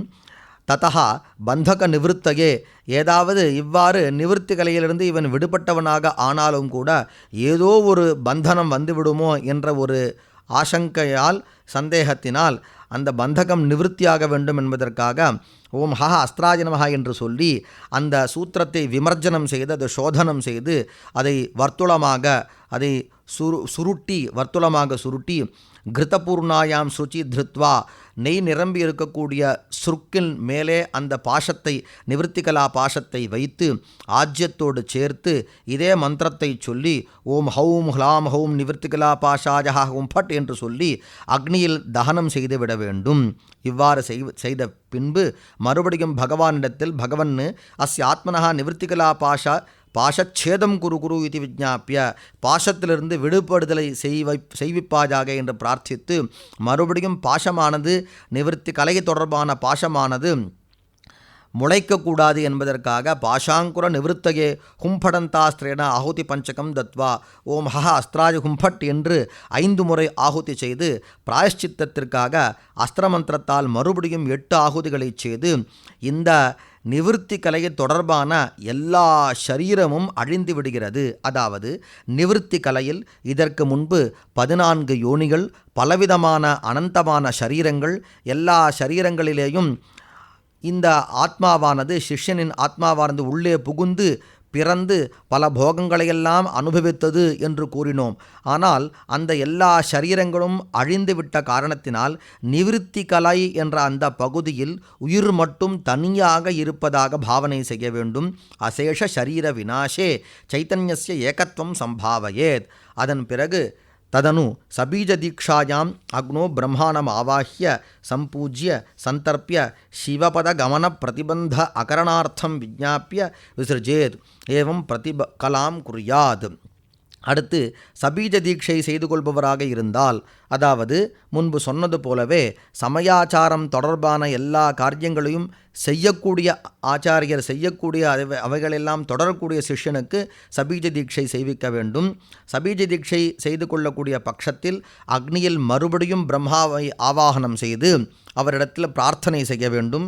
இவர் சிறிது காலம் போகங்களையெல்லாம் அனுபவித்து இந்த உடல் தொடர்பான போகங்களையெல்லாம் அனுபவித்து பின்பு சிவபதத்தை அடைய இருக்கிறார். அவருக்கு எந்தவிதமான இடையூறும் செய்யக்கூடாது என்று பிரார்த்தனை செய்து அதன் பின்பு அவரை விசர்ஜனை செய்ய வேண்டும். இவ்வாறு ஒவ்வொரு கலையிலேயும் அந்தந்த கலையை தொடர்பான விஷ்ணு, ருத்ரன், மகேஸ்வரன், சதாசிவன் ஆகியவர்களையெல்லாம் ஆவாகனம் செய்து பிரார்த்தனை செய்ய வேண்டும் என்று குறிப்பிடுகிறார். யத்வா பிரம்மாணமா இது ஒரு முறை. மற்றொரு முறை அந்தந்த தேவதைகளை ஆவாகனம் செய்து அவர்களுக்கு புரியஷ்டகம் தொடர்பாக இருக்கக்கூடிய இந்த 2 தத்துவங்களை அவர்களுக்கு சுல்கமாக கட்டணமாக செலுத்த வேண்டும் என்ற முறையும் சொல்லப்பட்டு இருக்கிறது. இந்த 2 முறையில் ஏதோ ஒரு முறையை செய்தால் போதும். அதன் பிறகு ஏவம் சுத்த தத்வாகிரஸ்தம், இப்பொழுது நிவிருத்தி தத்துவம், நிவிருத்தி கலையானது சுத்தமாக இருக்கிறது, அதாவது நிவிருத்தி கலை நீங்கிவிட்டது. அந்த நீங்கிய நிவிருத்தி கலை பகுதியினுடைய விளிம்பில், அதாவது பிரதிஷ்டா கலையினுடைய ஆரம்பத்தில் இந்த ஆத்மாவானது திகழ்கிறது.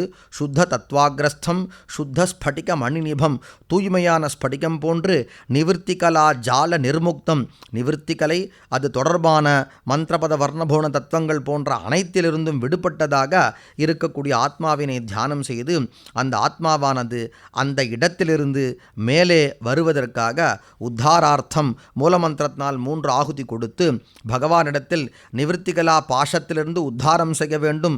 நிவிருத்திகளை அழிந்துவிட்டது என்பது அல்லாமல் நிவிருத்திகளை அகன்று விட்டது. அப்போ அகன்ற நிவிருத்தி கலையிலிருந்து இந்த உயிரினை உத்தாரம் செய்வதற்காக பிரார்த்தனை செய்து ஓம் ஹாம் ஹம் ஹாம் ஆத்மனய நமஹா என்று குண்டத்தில் ரௌத்ரி என்ற சக்தியினுடைய அனுகிரகத்தால் ஆத்மானம் சம்ஹாரிண்யா கிரஹீத்வா, சம்ஹார முத்திரையால் எடுத்து கொண்டு வந்து அக்னேகே உத்ருத்திய, அக்னியிலிருந்து வெளியே எடுத்து வாமா என்ற சக்தியின் அனுகிரகத்தால் பூரகேன, பூரக மந்திரத்தை சொல்லி ராகுமுக்த ஏகதேச சந்திரபிம்ப சதிருஷம் ஆத்மானம். இப்பொழுது அந்த உயிர் எவ்வாறு திகழ்கிறது என்றால், ராகுவினிடத்திலிருந்து கிரகண சமயத்தில் ராகுவால் விடப்பட்டு ஏகதேசம் ஒரு பகுதி மற்றும் வெளுப்பாக, ஒரு பகுதி மட்டும் விடப்பட்டதாக இருக்கக்கூடிய சந்திரபிம்பம் போன்று இருப்பதாக ஆத்மாவை தியானம் செய்து முன்பு செய்தது போலவே தனது ஹிருதயத்திற்குள் கொண்டு வந்து முன்பு செய்தது போலவே தனது துவாதசாந்தத்திற்கு கொண்டு சென்று அங்கிருந்து ரேச்சக பிராணாயாமத்தின் மூலமாக உத்பவ முத்திரையினால் சிஷ்யனது சூத்திர சரீரத்தில் சேர்ப்பிக்க வேண்டும்.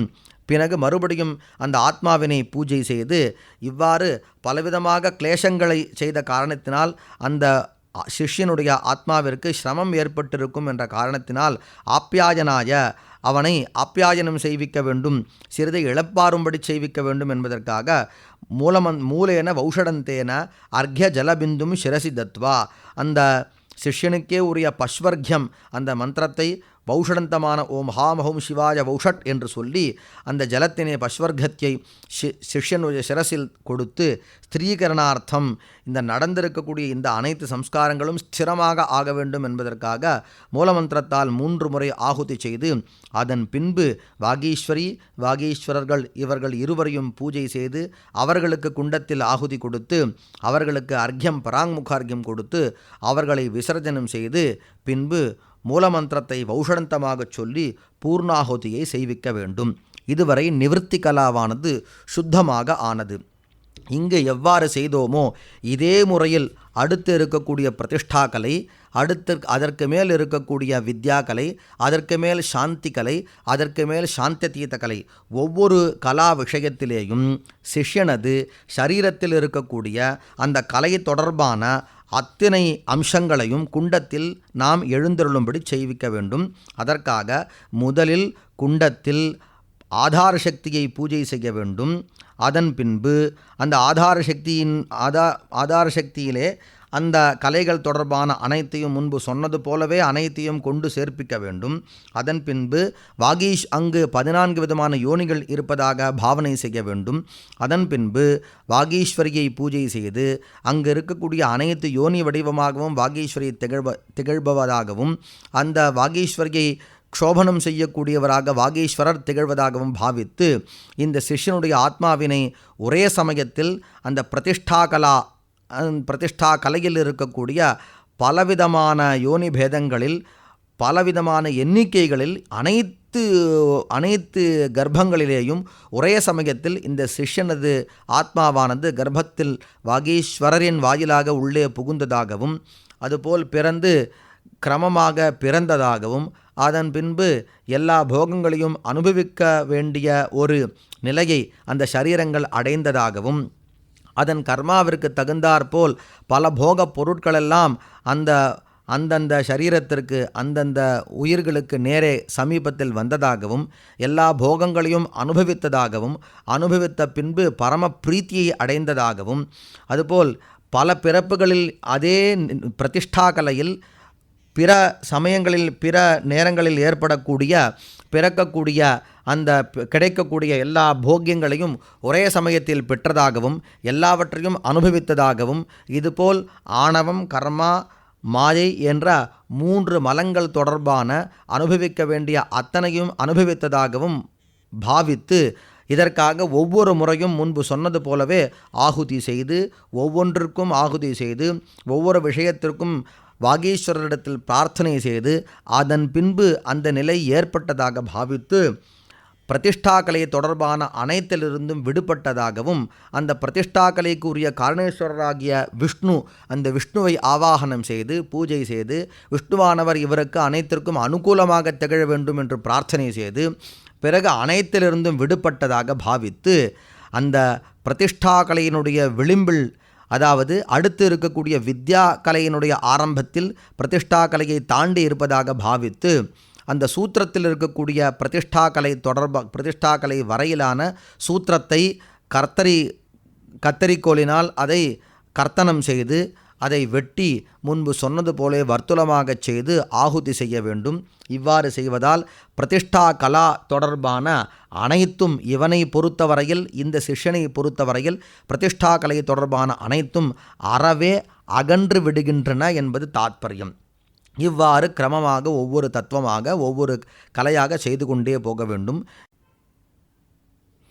இவ்வாறு கிரமமாக ஒரு கலைகளையும் சோதனம் செய்த பின்பு, முதலில் சோதனம் செய்த கலையை அடுத்து இருக்கக்கூடிய சோதனம் செய்யாத அசுத்தமான கலையோடு கூட சந்தானம் செய்விக்க வேண்டும்.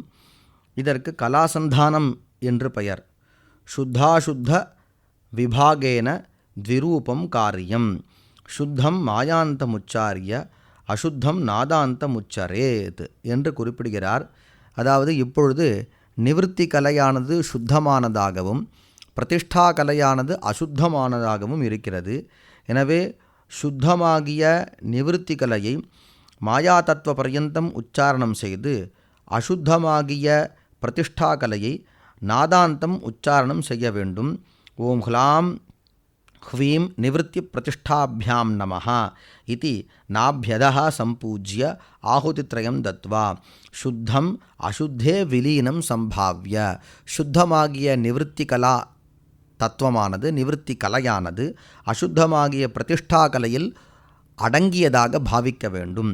இதே முறையில் ஒவ்வொரு முறையும் சுத்தமாகிய அந்த பிரதிஷ்டா தத்துவமானது அசுத்தமாகிய வித்யா தத்துவத்தில் அடங்கியதாகவும், அதன் பின்பு சுத்தமாகிய வித்யா தத்துவமானது அசுத்தமாகிய சாந்தி கலையில் அடங்கியதாகவும், அதன் பின்பு சுத்தமாகிய சாந்தி கலையானது அசுத்தமாகிய சாந்தியதீத கலையில் அடங்கியதாகவும் இவ்வாறு கிரமமாக பாவிக்க வேண்டும்.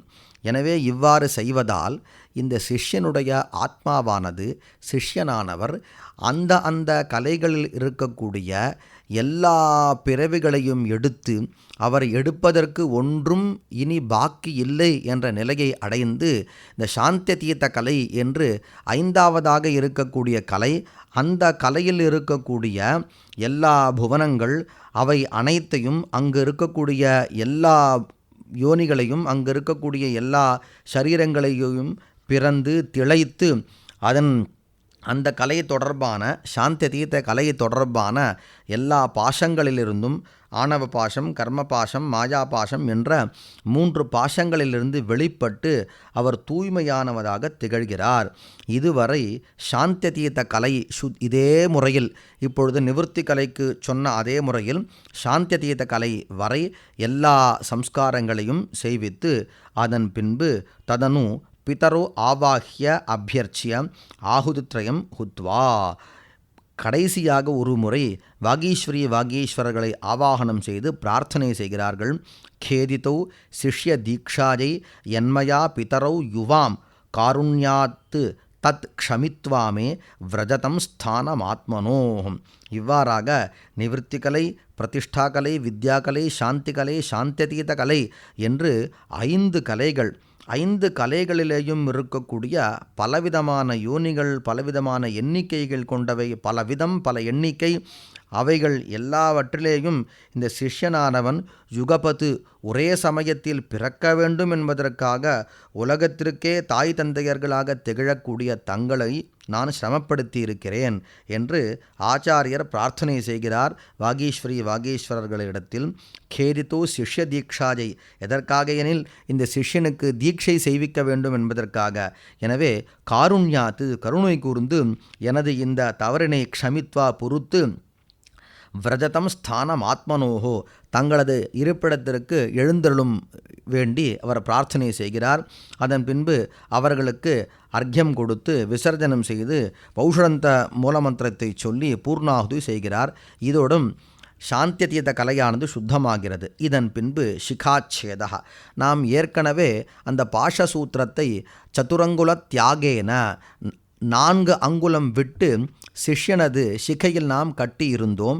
எனவே அந்த பகுதிக்கு மேலே உள்ள சிகையை சேதனம் செய்யக்கூடிய ஒரு சந்தர்ப்பம் சிகாச்சேதம் என்று பெயர். அந்த சம்ஸ்காரம் இப்பொழுது சொல்லப்படுகிறது. ததா ஓம் ஹாம் ஹௌம் ஹாம் சாந்தியதீத கலா சக்திபியாம் நமஹ. இப்பொழுது சாந்தியதீத கலை சுத்தமாகவும் அதற்கு மேல் சக்தி திரோதான சக்தியானது அசுத்தமாகவும் திகழ்கிறது. எனவே சுத்தமாகிய சாந்தியதீத கலையை அசுத்தமாகிய திரோதான சக்தியோடு கூட சேர்க்க வேண்டும். இதுக்கு கலாசந்தானம் என்று இதற்கும் பெயர். சுத்தாம் சாந்தியதீத கலாம் அசுத்தயா சிகாரூபிண்யா திரோதான சக்தியா சந்தாய. இப்பொழுது அனைத்துமே நிவிற்த்தி கலை பிரதிஷ்டா கலையில் அடங்கிவிட்டது. பிரதிஷ்டா கலையானது அதற்கும் மேலே இருக்கக்கூடிய வித்யா கலையில் அடங்கிவிட்டது. வித்யா கலையானது சாந்தி கலையிலேயும், சாந்தி கலை சாந்தியதீத கலையிலேயும், சாந்தியதீத கலாவானது சிகாரூபிணியா சிகை வடிவமாக திகழக்கூடிய திரோதான சக்தியில் அடங்கிவிடுகிறது என்பது தாத்பரியம். திரோதான சக்தியா சந்தாய பశ్చాத். இதன் பின்பு மறுபடியும் 3 தத்துவங்கள், ஆத்ம தத்துவம், வித்யா தத்துவம், சிவதத்துவம் என்ற 3 தத்துவங்கள். இந்த தத்துவங்களுடைய வியாப்தியை சொல்லி அந்த அவைகளுக்கு சம்ஸ்காரம் செய்வதை சொல்கிறார். பశ్చాத் மாயா தத்வாந்தம் ஆத்ம தத்துவம் ஓம் ஹாம் ஆத்ம தத்வாய நமஹ இது உபஸ்தாபிய அபியர்ச்சிய மூலேன பாஷ்ய உச்சாரேண விதி வைக்கல்ய சுத்தியர்த்தம் அஷ்டோத்தரசதம் ஹுத்வா. அந்த குண்டத்தில் ஓம் ஹாம் ஆத்மதத்வாய நமஹ என்ற ஆத்ம தத்துவத்தை, இந்த ஆத்ம தத்துவம் என்பது 36 தத்துவங்கள். அந்த 36 தத்துவங்களில் மாயா தத்துவம் வரை இருக்கக்கூடிய பகுதிக்கு ஆத்ம தத்துவம் என்று பெயர். எனவே மாயா தத்வாந்தம் ஆத்ம தத்துவம் ஓம் ஹாம் ஆத்ம தத்வாய நமஹ என்று ஆவாகனம் செய்து பூஜை செய்து குண்டத்தில் அங்கு ஆகுதி செய்ய வேண்டும். 108 முறை ஆகுதி. இந்த ஆகுதி எதற்காக என்று சொன்னால் விதி வைக்கல்ய சுத்தியர்த்தம். இவ்வாறு அந்த 5 கலைகளை சோதனம் செய்யும் பொழுது விதி சாஸ்திரங்களில் ஆகம சாஸ்திரத்தில் சொல்லப்பட்டிருக்கக்கூடிய முறையானது வைக்கல்யம் மாறுபட்டு இருந்தால் அந்த முறை மாறுதல் என்ற தோஷம் விலக வேண்டி 108 முறை ஆகுதி செய்ய வேண்டும். இவ்வாறு ஆகுதி செய்யும் பொழுது அந்த மந்திரத்தை, மூல மந்திரத்தை பாஷ்ய உச்சாரேன வெளிப்பட உரைக்க வேண்டும். இதன் வாயிலாக இதனை சோதனம் செய்ய வேண்டும். அதன் பின்பு அடுத்து வித்யா தத்துவம். இந்த வித்யா தத்துவமானது 36 தத்துவத்தில் சதாசிவ தத்துவம் என்று ஒரு தத்துவம். அந்த தத்துவம் வரை வியாபித்து இருக்கக்கூடிய மாயா தத்துவத்தின் மேலே சதாசிவ தத்துவம் வரை இருக்கக்கூடிய அந்த தத்துவ கூட்டத்திற்கு வித்யா தத்துவம் என்று பெயர். ஓம் ஹீம் வித்யா தத்வாய நமஹ என்று குண்டத்தில் ஆவாகனம் செய்து பூஜை செய்து அந்த வித்யா தத்துவத்திற்கு 108 முறை ஆகுதி செய்ய வேண்டும். மூலமந்திரத்தினால் 108 முறை ஆகுதி செய்ய வேண்டும். இது எதற்காக என்றால் மந்திர உச்சாரண வைக்கல்ய சுத்தையே. மந்திரங்களை தீக்ஷா சந்தர்ப்பத்தில் இந்த 5 கலைகளை சோதனம் செய்யக்கூடிய தருவாயில் மந்திரங்களை உச்சாரணம் செய்யும் பொழுது ஏற்பட்டிருக்கக்கூடிய தவறுதல், அந்த தவறுதல் நீங்க வேண்டி இந்த 108 முறை வித்யா தத்துவத்தில் ஹோமம் செய்ய வேண்டும். இந்த சமயத்தில் மூலமந்திரத்தை உபாம்சுவாக, அதாவது உதடு மட்டும் அசைய வேண்டும். அந்த சப்தமானது நமது காதுகளுக்கு மட்டுமே, சொல்பவரின் காதுகளுக்கு மட்டுமே புலப்பட வேண்டும். இந்த உச்சாரணத்திற்கு உபாம்சு உச்சாரணம் என்று பெயர். இந்த முறையில் மூலமந்திரத்தை 108 முறை ஆகுதி செய்ய வேண்டும். அதன் பின்பு சக்தி தத்துவம், அந்த சக்தி தத்துவாந்தம் சிவதத்துவம், சதாசிவ தத்துவத்திற்கு மேலே ஒரு சக்தி தத்துவம், சதாசிவ தத்துவம் ஆரம்பித்து சக்தி தத்துவம் வரை, அதாவது ஒரே ஒரு தத்துவத்தை கொண்டது சிவதத்துவம். இதற்கு சிவதத்துவம் என்று பெயர். அந்த சிவதத்துவத்தினை குண்டத்தில் ஓம் ஹூம் சிவதத்வாய நமஹ என்று பூஜை செய்து உபஸ்தாபனம் செய்து வரவழைத்து ஆவாகனம் செய்து அங்கு மறுபடியும் மூலமந்திரத்தினால் 108 முறை ஆகுதி செய்ய வேண்டும். இந்த 108 முறை எதற்காக என்றால் மானச வைக்கல்ய சுத்தையே, அந்த தீக்ஷா சந்தர்ப்பத்தில் இந்த 5 கலைகளை சோதனம் செய்த அந்த சந்தர்ப்பத்தில் மனதினால் ஏற்பட்டிருக்கக்கூடிய அந்த விகாரங்கள், ஏற்பட்டிருக்கக்கூடிய தவறுதல்கள் அவைகளெல்லாம் நீங்க வேண்டி 108 முறை ஆகுதி செய்ய வேண்டும். இப்பொழுது ஆகுதி செய்யும் பொழுது மந்திரத்தை மானசமாக நன்கு மனதில் தனக்கு மட்டும் தெரியும்படி, தனது மனதில் மட்டும் தெரியும்படி, தனது காதில் படாமல் தனது மனதிற்கு மட்டும் புலப்படும்படி இந்த மந்திரத்தை சொல்ல வேண்டும். இதற்கு மானசோச்சாரணம் என்று பெயர். இந்த சமயத்தில் அந்த அகோர சிவாச்சாரியரது குரு சொல்லிய முறைப்படி ஒரு சம்ஸ்காரத்தினை சொல்கிறார்.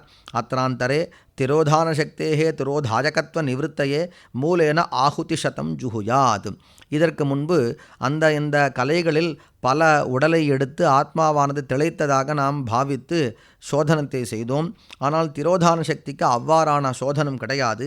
எனவே திரோதான சக்தியானவள் தனக்கே உரிய திரோதாஜகத்துவம் மறைக்கக்கூடிய ஆற்றலை விட்டவளாக, அந்த திரோதான சக்திக்கு இருக்கக்கூடிய மறைத்தல் என்ற தன்மை நீங்கியதாக பாவித்து அதற்காக 108 முறை ஆகுதி செய்ய வேண்டும் என்று குறிப்பிடுகிறார். இவ்வாறு எல்லா அத்வாக்கள் 6 அத்வாக்களையும் கடந்து இந்த 5 கலைகளின் நுனியில் இருக்கக்கூடியதாக ததா அத்வாந்தஸ்தாம் சர்வாத்வ வியாபிகாம் சக்திம், எந்த சக்தி? திரோதான சக்தி.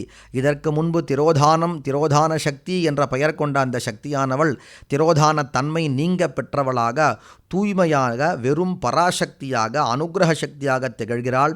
ததா அத்வாந்தஸ்தாம், எல்லா அத்வாக்களையும் இந்த 5 கலைகளையும் அந்த 5 கலைகளுக்கு உட்பட்டு இருக்கக்கூடிய 6 அத்வாக்களையும் 5 அத்வாக்களையும் கடந்து திகழ்கிறாள். சர்வாத்வ வியாபிகாம், இருந்தாலும் எல்லா அத்வாக்களையும் ஊடுருவி செல்லக்கூடிய தன்மை படைத்தவள் சக்திம். அந்த பராசக்தியினுடைய அக்ரத்தில், அதன் முன்பகுதியில், அதன் முன்னிலையில் சிஷ்ய சைத்தன்யம், சிஷ்யனது ஆத்மாவானது திகழ்கிறது. நிவர்த்தி பிரதிஷ்டா வித்யா சாந்தி சாந்தியதீதா என்ற 5 கலைகளை தாண்டி மேலே இருக்கக்கூடியது இப்பொழுது சைத்தன்யம். அது அனுகிரக சக்தியின் அனுகிரகத்திற்காக அனுகிரக சக்தியின் முன்பே மண்டியிட்டு கிடக்கிறது. சுத்த ஸ்படிக மணி பிரக்ஷம், தூய்மையான ஸ்படிகமணி போன்று விளங்குகிறது. சப்ததா சிகா மந்திரித கர்த்தர்யா ஓம் ஹூம் சிகாஜை ஹஹ ஹும்பட் இதி புக்தி முக்தி வியபேட்சையா துவாதசாங்குலாத்து அஷ்டாங்குலாத்து ஊர்த்வம் சிகாம் சித்வா. இப்பொழுது அந்த திரோதான சக்தியினுடைய திரோதாஜகத்துவம் நீங்க வேண்டி நாம் வெளியில் இதுவரை அந்த பாஷசூத்திரத்தை நாம் பாஷசூத்திரத்தை கத்தரிக்கோலால் நாம் நறுக்கி அதை ஆகுதி செய்தோம். இதன் பின்பு திரோதாஜக சக்தி, திரோதான சக்தியாக விளங்கக்கூடிய சிகா, சிஷ்யனின் சிகையை சேதனம் செய்து ஆகுதி செய்கிறோம். அதற்காக சிஷ்யனுடைய சிகை துவாதசாங்குலாத்து அஷ்டாங்குலாத்து 12 அங்குலம் வரை நாம் அந்த பாஷசூத்திரத்தை கட்டியிருந்தோம். எனவே அந்த 12 அங்குலத்திற்கு மேலே இருக்கக்கூடிய அந்த தலை முடியில் இருக்கக்கூடிய சிகையை கத்தரிக்கோலால் கத்தரித்து ஆகுதி செய்ய வேண்டும். அது துவாதசாங்குலாத்து அஷ்டாங்குலாத்து ஊர்த்வம் புக்தி முக்தி வியபேட்சையா, போகத்தை விரும்புபவராக இருந்தால், புபுக்ஷுவாக இருந்தால், சிவாச்சாரிய பெருமக்கள் போன்றவர்களுக்கெல்லாம் தீட்சை செய்விப்பதாக இருந்தால்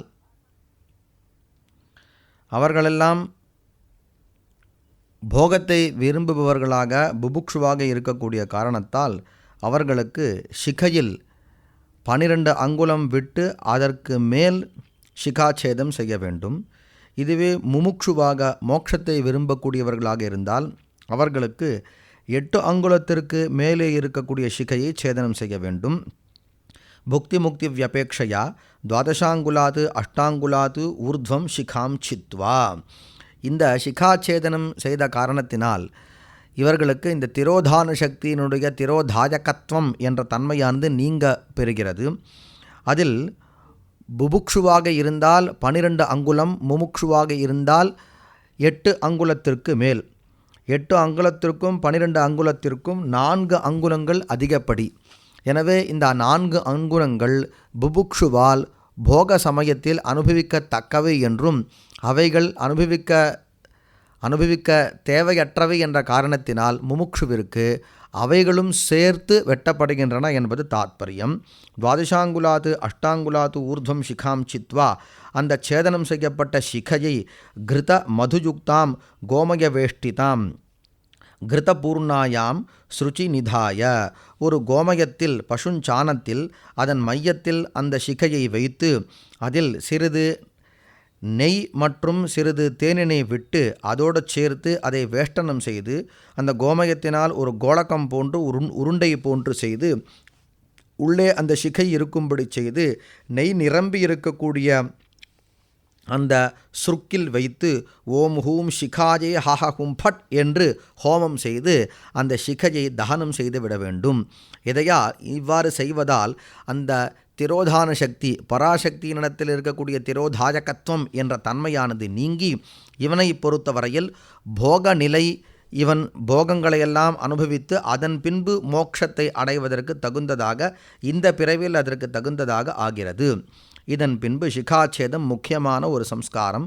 இவ்வாறாக ஆறு பதார்த்தங்கள் நிவிருத்தி, பிரதிஷ்டா, வித்யா, சாந்தி, சாந்தியதீதா, அதன் பின்பு திரோதான சக்தி என்ற 6 பதார்த்தங்கள் சோதனம் செய்யப்பட்டன. பின்பு ததா பகிஹி நிஸ்ருத்திய, வெளியே சென்று, அதன் பின்பு வெளியே சென்று சிஷ்யம் ஸ்நாபயித்வா, அந்த சிஷ்யனை குளிப்பாட்டும்படி செய்து சுக்ஸ்ருவோ அஸ்திரேன பிரக்ஷால்ய, சுக்ஸ்ருவங்களை அஸ்திரமந்திரத்தால் புரோக்ஷணம் செய்து அவைகளை அலம்பி ஸ்வயம்ச ஆச்சம்ய, ஆச்சாரியர் தானும் ஆச்சமனம் செய்து உத்தூளனம் செய்து கொண்டு அந்தப்பிரவிஷ்ய, யாகசாலையின் உள்ளே வந்து சகலீகரணம் செய்து கொள்ள வேண்டும். இந்த இடத்தில் சிஷ்யனுக்கு வபனம் செய்விக்கலாம் என்ற ஒரு குறிப்பானது இந்த பிரபா வியாக்கியானத்தில் இருக்கிறது.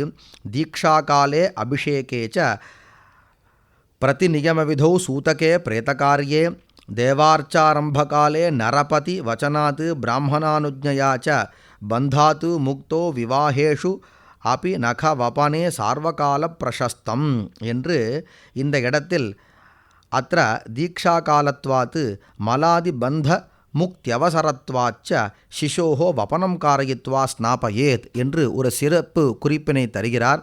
இந்த காலமானது தீக்ஷா காலமாக இருக்கிறது. மேலும் மலம் போன்ற எல்லா பந்தங்களும், ஆணவம், கர்மம், மாயை போன்ற பந்தங்களெல்லாம், அந்த பந்தங்களெல்லாம் நீங்க பெற்ற காலமாக இருக்கக்கூடிய நேரத்தினால் இந்த சமயத்தில் சிசுவிற்கு, அந்த குழந்தைக்கு, அந்த சிஷ்யனுக்கு வபனம் செய்விக்க வேண்டும். அதன் பின்பு ஸ்நாபனம் செய்விக்க வேண்டும், குளிப்பாட்ட வேண்டும் என்று குறிப்பிடுகிறார். இதற்கு விதிரத்னம் என்ற நூலினையும் பிரமாணமாக காண்பிக்கிறார். ஆனால் நமது நடைமுறையில் இந்த சமயத்தில் வபனம் செய்து கொள்வது என்பது நடைமுறையில் இல்லை.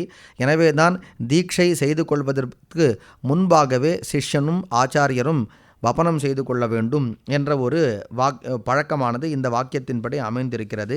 எனவே வபனம் செய்து கொள்வதற்கான நிலையில் இல்லாதவர்கள் தீட்சையை செய்து கொள்ளக்கூடாது என்பது ஆகிறது. எனவே மாத்ருபித்ரு தீட்சையில் இருப்பவர்களோ விவாக தீட்சை, கர்ப்ப தீட்சை போன்ற தீட்சையின் மத்தியில் இது போன்ற தீட்சைகளை, சமய விசேஷ நிர்வாண தீட்சைகள் எல்லாம் செய்து கொண்டால் அதன் அங்கமாக வபனம் செய்ய வேண்டிய ஒரு கட்டாயம் ஏற்படவே ஏற்கனவே இருக்கக்கூடிய தீட்சைக்கு பங்கம் ஏற்படும் என்ற காரணத்தினால் பிற தீட்சையின் மத்தியில் இந்த தீட்சைகளை செய்வது இல்லை என்ற பழக்கம் இதன் காரணமாக இருக்கிறது. இதன் பின்பு சிவம் சம்பூஜ்ய, ஆச்சாரியர் சிவபெருமானை பூஜித்து பகவன் அஸ்ய ஆத்மனः அத்வசுத்தி சிகாச்சேதாந்தம் त्वत् பிரசாதாத் மயா கிருதம் யாத்வயம் பரமம் தாம இது விஜ்ஞாபிய, அவர் பெருமானிடத்தில் விஜ்ஞாபனம் செய்கிறார். பகவானே, தாங்கள் கூறிய வண்ணமே இந்த ஆத்மாவாகிய சிஷ்யனுக்கு அத்வசுத்தி 6 அத்வாக்களையும் சோதனம் செய்து 5 கலைகளுக்கு உட்பட்டு இருக்கக்கூடிய அனைத்து அத்வாக்களும் சுத்தமானதாக செய்து அதற்கு மேல் சிகாச்சேதம், திரோதான சக்தியினுடைய திரோதாஜகத்துவம் என்ற தன்மையை நீக்கி தொத் பிரசாதாத்து எல்லா சம்ஸ்காரங்களையும் உனது அருள் சக்தி என்ற அருளால் நான் செய்து முடித்திருக்கிறேன். எனவே இந்த சிஷ்யனானவன் பரம்தாம, சிறந்த நிலையை அடைய வேண்டும் என்று அவரிடத்தில் பிரார்த்தனை செய்து இதானியும் சிஷ்யம் சம்யோஜயாமி, இப்பொழுது சிஷ்யனானவர் முதலில் இந்த உயிருடைய நிலையும் பரமேஸ்வரனது நிலையும் ஒரே நிலை என்று நாம் பார்த்தோம். பரமேஸ்வரனுக்கு இயற்கையாகவே சர்வஜ்ஞத்துவம் சர்வகர்த்திருவம் போன்ற குணங்கள் எல்லாம் இருக்கின்றன.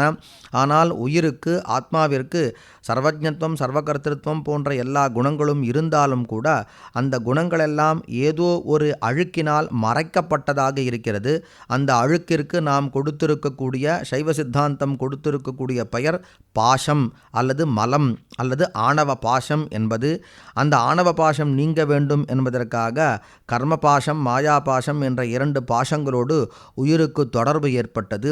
அந்த தொடர்பின் காரணமாக பல பிறப்புகள் எடுத்து பிறப்புகளின் எண்ணிக்கை அதிகரித்து கொண்டே போகவே அவைகளை அடக்க வேண்டி அவைகளை முறித்து அவைகளிலிருந்து விடுபட வேண்டும் என்பதற்காக தீட்சை செய்விக்கப்பட்டது. இந்த இவ்வாறு செய்த தீட்சையினால் எல்லா பாசங்களும் நீங்கிவிட்டன. மாயா பாசம் நீங்கி, அதுபோல் கர்ம பாசங்கள் எல்லாம் நீங்கி, ஆணவ பாசமும் நீங்கி, இந்த திரோதான சக்தியினுடைய அனுகிரகம் பெறக்கூடிய நிலையில் இந்த ஆத்மா இருக்கிறது. இப்பொழுது இந்த ஆத்மாவானது சிவபெருமானை சென்று அடைய வேண்டும். இதற்கு சிஷ்ய சம்யோஜனம் என்று பெயர். அந்த சம்ஸ்காரத்தினை பெருமானிடத்தில் பிரார்த்தனை செய்கிறார். சிஷ்யம் சம்யோஜயாமி, இவரை தங்களிடத்தில் நான் சேர்ப்பிக்கிறேன். ஆஜ்ஞாமே தீயதாம் விபோ, எனக்கு கட்டளை அருள வேண்டும், கட்டளை தர வேண்டும் என்று பிரார்த்திக்கிறார். ஏவம் குரு இது அனுஜாதா, சிவபெருமான் அவ்வாறு அருள் செய்ததாகவும், பிரகிருஷ்டா மிகவும் சந்தோஷமடைந்த மனதினை உடையவராக அர்க்ய பாத்திரத்தை விசேஷார்க்கியத்தை கையில் எடுத்துக்கொண்டு அந்த சிஷ்யனை வபனமெல்லாம் செய்து கொண்டு அதன் பின்பு ஸ்நானம்லாம் செய்து தூய்மையாக இருக்கக்கூடிய சிஷ்யனை ஆகூய உள்ளே வரும்படி செய்து அக்னி சதனம் கத்வா குண்டத்தின் அருகில் சென்று சுக்ஸ்ருவோ சம்ஸ்கிருத்திய, ஏற்கனவே சிகாச்சேதம் செய்து அந்த சிகையை ஹோமம் செய்து இருக்க காரணத்தினால் சிறிது சம்ஸ்காரம் செய்ய வேண்டிய நிலையில் இருக்கக்கூடிய சுக்ஸ்ருவங்களை மறுபடியும் ஒரு தடவை சம்ஸ்காரம் செய்து யோஜனிகார்த்தம் அக்னிம் சந்தீப்பிய, இந்த சிஷ்யனை அக்னியில் இருக்கக்கூடிய சிவபெருமானிடத்தில் சேர்ப்பிக்க வேண்டும் என்பதற்காக அவ்வாறு சேர்க்கக்கூடிய சமயத்தில் அக்னியானது பிரகாசமாக எரிய வேண்டும் என்பதற்காக யோஜனிகார்த்தம் அக்னிம் சந்தீப்பிய, அக்னியை சில ஆகுதிகளால் நன்கு எரியும்படி செய்து சிஷ்யம் அஸ்திரேன சம்பிரோக்ஷிய, இப்பொழுது இதுவரை சிஷ்யனது சரீரத்தில் இருக்கக்கூடிய எல்லா பாசங்களையெல்லாம் ஒவ்வொன்றாக சேர்த்து நாம் அதை சோதனம் செய்தோம். இப்பொழுது இந்த சிஷ்யனையே சிவபெருமானிடத்தில் சேர்ப்பிக்க இருக்கிறோம். இதற்கு நிர்வாண தீட்சைக்கு என்ற எந்த லக்னம் எந்த முகூர்த்தம் இருக்கிறதோ அந்த முகூர்த்தத்தில் இந்த லக்னத்தில் இந்த சிஷ்ய சம்யோஜனத்தை செய்வது என்பது பழக்கம். எனவே சிஷ்யம் அஸ்திரேன சம்பிரோக்ஷ புரோக்ஷணம் செய்து சகலீகரணம் சிஷ்யனுக்கு அங்கன்யாச கரண்யாசங்கள் எல்லாம் செய்து நாடியும் சந்தாயா, முதலில் சொல்வது போலவே சிஷ்யனுக்கும் தனக்கும் நாடி சந்தானத்தை ஏற்படுத்தி தத் சந்தானாய ஆகுதித்ரயம் விதாய, அதற்காக 3 ஆகுதிகளை கொடுத்து சகலீகரண மந்திரானாம், இந்த சிஷ்யனுக்கு செய்விக்கப்பட்ட அங்கன்யாச கரண்யாசம் தொடர்பான மந்திரங்கள், அந்த மந்திரங்கள் அனைத்து மந்திரங்களையும் ஒவ்வொன்றாக சொல்லி ஏகைக ஆகுதி தானின சகலீகரண சோதனம் கிருத்வா, அந்த சகலீகரண மந்திரங்களை சோதித்தாக சுத்தம் செய்ததாக பாவித்து சுத்தமாக செய்து சிஷ்யஸ்ய சிவத்வ அபிவியக்தி நிமித்தம் இனி 3 பாசங்களிலிருந்து நீங்க பெற்ற இந்த சிஷ்யனானவன் அவனிடத்தில் சிவத்தன்மையானது அபிவியக்தமாக ஆகப் போகிறது, சிவத்தன்மை வெளிப்பட இருக்கிறது. எனவே மூலேன ஆகுதிஹி ஹுத்வா, மூலமந்திரத்தால் ஆகுதிகளை கொடுத்து பரமேஸ்வரனிடத்தில் பிரார்த்தனை செய்கிறார். முன்பு பிரார்த்தனை செய்தது போலவே பகவன்னு அஸ்ய ஆத்மனஹ சிவத்வ அபிவியக்திம் குரு குரு, தங்களது அருளால் இந்த ஆத்மாவிற்கு சிவத்தன்மையானது வெளிப்பட வேண்டும் என்று பிரார்த்தித்து சிவம் பிரார்த்திய சிவதத்வே ஆதானாத்யர்த்தம் தத் சம்வேஷ திருக்ரியோதய சாம்ராஜ்ய நைஜாஹ்லாத தத்துல்ய யோக்யத்வ நிஷ்பத்தகே மூலேன ஆகுதி 15 ஹுத்வா. அந்த சிவதத்துவத்தில் ஆதானாத்யர்த்தம், இந்த உயிரானது சிவதத்துவத்தை அடைந்து அந்த சிவதத்துவத்திற்குள் நுழைவது, அதுபோல் திருக்ரியா உதயம் சர்வஜத்துவம் சர்வகர்த்திருவம் ஆகிய தன்மையானது வெளிப்பட வேண்டும். திருக்ரியா உதய சாம்ராஜ்ய நைஜாஹ்லாத ஆத்ம அனுபவமானது ஆத்மானந்தமானது வெளிப்பட வேண்டும். தத்துல்ய யோக்கியத்துவ சிவபெருமானுக்கு துல்லியமான ஒரு யோக்கியத்தையானது வெளிப்பட வேண்டும் என்ற இவைகளுக்காக மூலமந்திரத்தால் 15 முறை ஆகுதி செய்ய வேண்டும். சிவதத்துவே ஆதானாத்யர்த்தம், ஆதானம் என்பதற்காக தத் சம்வேஷ, அந்த சிவத்தன்மையை அடைவது, திருக்ரியோதய, சர்வஜத்துவம் சர்வகர்த்திருவம் ஆகிய தன்மைகளெல்லாம் வெளிப்படுவது, திருக்கயோதய சாம்ராஜ்ய நைஜாஹ்லாத ஆத்ம ஆனந்தம் உண்டாவது, தத்துல்ய யோக்கியத்துவ சிவபெருமானுக்கு துல்லியமான யோக்கியத்தை கிடைப்பது, வெளிப்படுவது என்ற இந்த 5 தன்மைகள் வெளிப்பட வேண்டி மொத்தம் ஒவ்வொரு தன்மைகளுக்கு 3 ஆகுதி வீதமாக 15 ஆகுதிகளை கொடுக்க வேண்டும். இவ்வாறாக ஆத்மாவினை, இந்த சிஷ்யனது ஆத்மாவினை சிவனிடத்தில் சேர்ப்பிப்பதற்கு தகுந்தாற்போல் அனைத்து சம்ஸ்காரங்களையும் செய்து சிஷ்யம் சிவே சம்யோஜயேத், எவ்வாறு சிஷ்யனை சம்யோஜனம் செய்ய வேண்டும் என்ற முறை விஸ்தாரமாக சொல்லப்பட்டு இருக்கிறது. தத்ர ஆச்சாரியா வித்யாதத்துவம் யாகஸ்தானம் சஞ்சிந்திய, அந்த யாகசாலையானது ஞானஸ்வரூபமாக வித்யாதத்துவமயமாக இருப்பதாகவும், பிந்து தத்துவ ஆசன ஆசீனஹா, அவர் பிந்து தத்துவத்தின் விளிம்பில் பிந்து தத்துவத்தை ஆசனமாக கொண்டு அதன் மேல் அமர்ந்திருப்பவராகவும், இந்திகாதி நாத கலாதனுகு, இந்திகா தீபிகா என்று பிராசாதத்தினுடைய கலைகள், அந்த கலைகளே ஆச்சாரியருக்கு சரீரமாக இருப்பதாகவும், வியாபின்யாதி அனாஸ்ரிதாந்த கலா பகிஷ்கரணா, வியாபினி முதலிய பிராசாதத்தின் கலைகள், அந்த கலைகளால் அந்த ஆச்சாரியரது அந்தఃகரணம் போன்று வெளியே இருக்கக்கூடிய கரணங்கள் அமைந்ததாகவும், அதாவது பிராசாத கலைகளுள் வியாபினி முதலிய கலை முதற்கொண்டு அனாஸ்ரிதா என்ற கலை பர்யந்தம் இருக்கக்கூடிய கலைகளால் ஆச்சாரியரது வெளியே இருக்கக்கூடிய கரணங்கள் அமைந்ததாக பாவித்து கொண்டு, சமனா என்ற கலையானது அந்தःகரணமாக ஆச்சாரியரது அந்தःகரணமாகவும், அதுபோல் சுத்த ஆத்மதத்துவ ஸ்வரூபமாகவும், ஆத்மதத்துவம் வித்யாதத்துவம் சிவதத்துவம் என்ற 3 தத்துவங்களால் நிரப்பப்பட்ட சரீரத்தை உடையவனாகவும் ஆச்சாரியர் தன்னை பாவித்து கொள்ள வேண்டும். அதாவது எல்லா தத்துவங்களையும் தாண்டி பிராசாதத்தின் கலைகளால் ஆகிய சரீரத்தை உடையவராக, அந்த பிராசாத நிலையை அடைந்தவராக ஆச்சாரியர் இருப்பதாக இதன் பொருளாக அமைகிறது. இந்த நிலையில் ஆச்சாரியரானவர் சிஷ்யனை புரோக்ஷணம் செய்து முன்பு செய்தது போலவே அஸ்திரமந்திரத்தால் நாராஜ முத்ரையால் சிஷ்யனது ஹிருதயத்தில் தாடனம் செய்து தனது ரேச்சகத்தின் வாயிலாக சிஷ்யனது சரீரத்தில் ஹூங்காரத்தினால் வாமா என்ற சக்தியின் ஒரு அனுகிரகத்தால் அவனது சரீரத்தின் உள்ளே நுழைந்து, ஜேஷ்டா என்ற சக்தியினால் அவனது சரீரத்திலிருந்து, சரீரம் என்றால் அந்த சூத்திர சரீரம், அந்த சூத்திர சரீரம் இப்பொழுது நீங்கிவிட்டபடியால் அதோடு அதற்கு நேராக இருக்கக்கூடிய அந்த வாஸ்தவமான சரீரம், சூத்திர சரீரம் இப்பொழுது இல்லை. எனவே ஜேஷ்டா என்ற சக்தியின் அனுகிரகத்தோடு அவனது சரீரத்திலிருந்து அந்த ஆத்மாவினை பிரித்து எடுத்து அங்குஷ முத்ரையினால் ரௌத்ரி என்ற சக்தியின் அனுகிரகத்தோடு அதை மேலே பிடித்து எடுத்து அவனது சிஷ்யனது வாஸ்தவமான சரீரத்தினுடைய துவாதசாந்த பர்யந்தம் எடுத்து சென்று அந்த சிகையினுடைய நுனியில் திருநாக்ர பிந்து வடிவமாக அந்த ஜீவன் அந்த புல்லின் நுனியில் இருக்கக்கூடிய ஒரு ஜலத்திவிலை போன்று இருப்பதாக, அந்த புல்லினுடைய ஒரு நுனி பாகம் திருநாக்ர பிந்து ஒரு பில்லினுடைய நுனி பகுதி போன்று சிறியதாக இருப்பதாக அந்த ஜீவனை பாவித்து கொண்டு ஆத்ம மந்திரத்தால் சம்ஹார முத்ரையினால் அந்த ஆத்மாவினை சங்கிரகம் செய்து கொண்டு துவாதசாந்தத்தில் இருக்கக்கூடிய ஆத்மாவினை கையில் எடுத்துக்கொண்டு மறுபடியும் தான் பூரகம் செய்து தனது ஹிருதயத்தில் அந்த சிஷ்யனது ஆத்மாவினை கொண்டு வந்து ஒன்று சேர்த்து சமரசீபாவம் தனது ஆத்மாவில் இருக்கக்கூடிய சிவபெருமானுக்கும்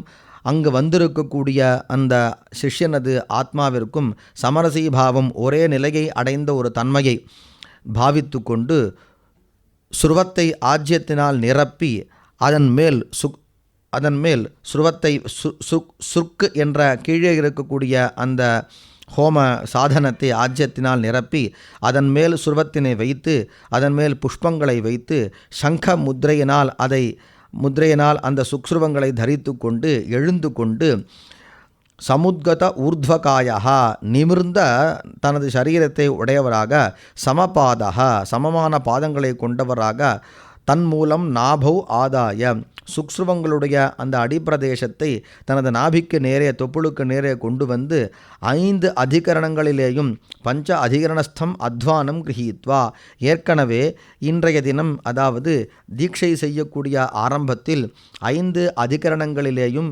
சோத்திய அத்வாக்கள் இருப்பதாக நாம் பாவனை செய்தோம்.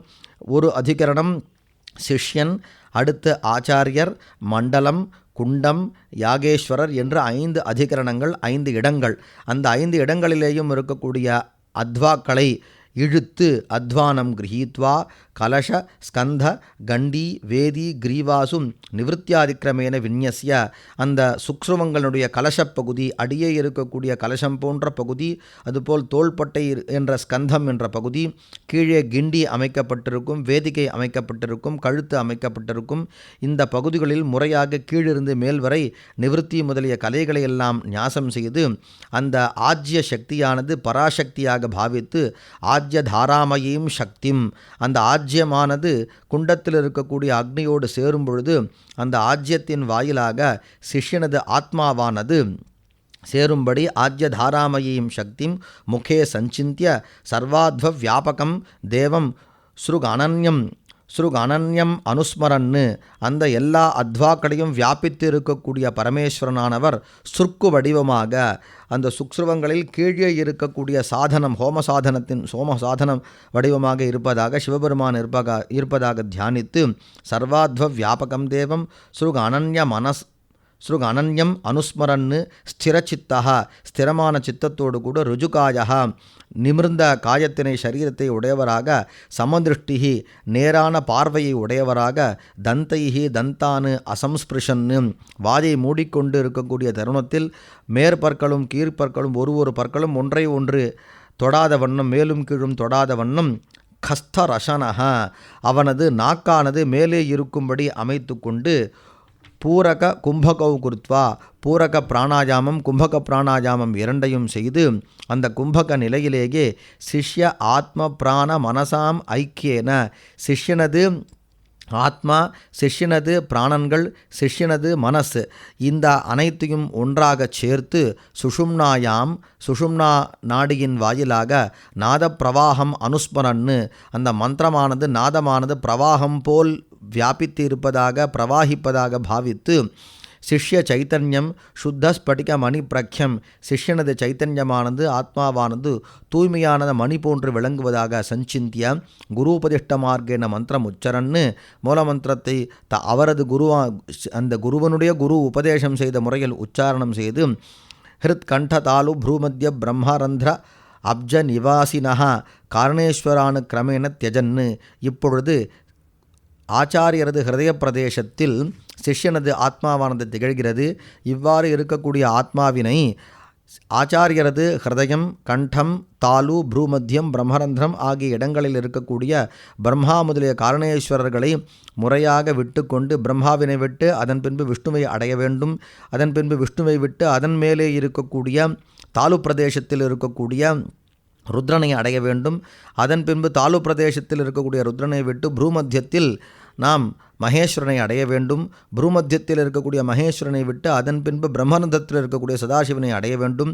இவ்வாறு கிரமேண தியஜன்னு பிரசாந்தலீனஹா சக்தி காலௌ ஸ்மரன்னு பிரசாந்தலீனஹா அதாவது அனைத்தையும் அடங்கிய ஒரு நிலையில் இருப்பவராக சக்தி காலௌ ஸ்மரன்னு சர்பிஷா தாராம் விமுஞ்சன்னு அந்த நெய்யினுடைய சக்தியை பரசக்தியை தியானித்து கொண்டே அந்த நெய்யினுடைய தாரையை அந்த குண்டத்தில் இட்டுக்கொண்டே ஆகுதி செய்து கொண்டே சப்தமே சக்தியதீதே துவாதசாந்தே அந்த துவாதசாந்த ஸ்தானத்தில் பெருவெளியில் இருக்கக்கூடிய ஜுவாலாந்தேபி பரமானந்த ஸ்வரூபே மனோதீதே பாவசூன்யே பரமானந்த ஸ்வரூபமாகவும் மனதின் ஒரு நிலைக்கு அதீதமாக கடந்த ஒரு நிலையில் இருக்கக்கூடியவரும் பாவசூன்யம் எந்த விதமான பாவத்திற்கும் உட்படாதவருமாக இருக்கக்கூடிய அந்த ஸ்தானத்தில் நித்திய குணோதயே சிவஸ்வரூபமாகிய அந்த நிலையில் சிவே சம்யோஜயேத் இந்த சிஷ்யனுடைய ஆத்மாவினை சேர்ப்பிக்க வேண்டும்.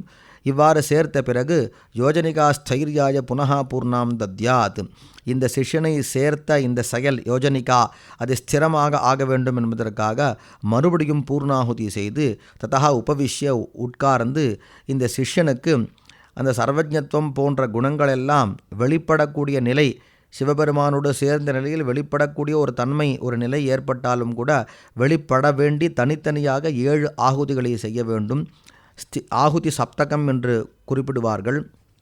திசிர்பிகி திசிர்பிகி ஆஜ்யாகுதிபிகி ஓம்ஹாம் ஆத்மன்னு சர்வஜ்ஞோ பவஸ்வாஹா.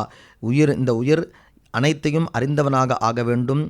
இந்த உயிரானது எல்லா விதத்திலையும் திருப்தி அடைந்ததாக ஆக வேண்டும். இந்த உயிர் இயற்கையாகவே அனாதி காலம் தொன்று தொட்டே அறிவு உடையதாக, அறிவு படைத்ததாக ஆக வேண்டும். இந்த உயிரானது சுதந்திரமான எந்த ஒரு சரீரம் போன்றவற்றிற்கு கட்டுப்படாததாக ஆக வேண்டும். இந்த உயிரானது சக்தி படைத்ததாக, என்றும் குறையாத வற்றாத சக்தி படைத்ததாக ஆக வேண்டும். இந்த உயிர் அளவற்ற சக்தி படைத்ததாக ஆக வேண்டும் என்று இந்த குணங்களை அந்த ஆத்மாவினில் ஏற்படுத்துவதற்காக, வெளிப்படுத்துவதற்காக இந்த ஆகுதிகளை செய்ய வேண்டும். இதன் பின்பு இந்த குண்டத்தில் இருக்கக்கூடிய ஆத்மாவானது சூரிய பிம்பத்தினை சூரிய மண்டலத்தை போன்று விளங்குவதாகவும், தனது தேஜஸினால் அலங்கிருத்தம் ஆத்மானம், தனது சிறப்பினால் தனது பிரகாசத்தால் அலங்கரிக்கப்பட்டதாக திகழ்வதாக அந்த உயிரை பாவனை செய்து திவ்ய திருஷா அவலோக்கிய, தனது திவ்ய திருஷ்டியினால் அந்த ஆத்மாவினை பார்த்து, குண்டத்தின் உள்ளே இருக்கக்கூடிய அந்த ஆத்மாவினை பார்த்து, ஏனெனில் இந்த மோட்ச நிலையில் பல ஆத்மாக்கள் சிவபெருமானோடு சேர்ந்த நிலையில் இருக்கும்.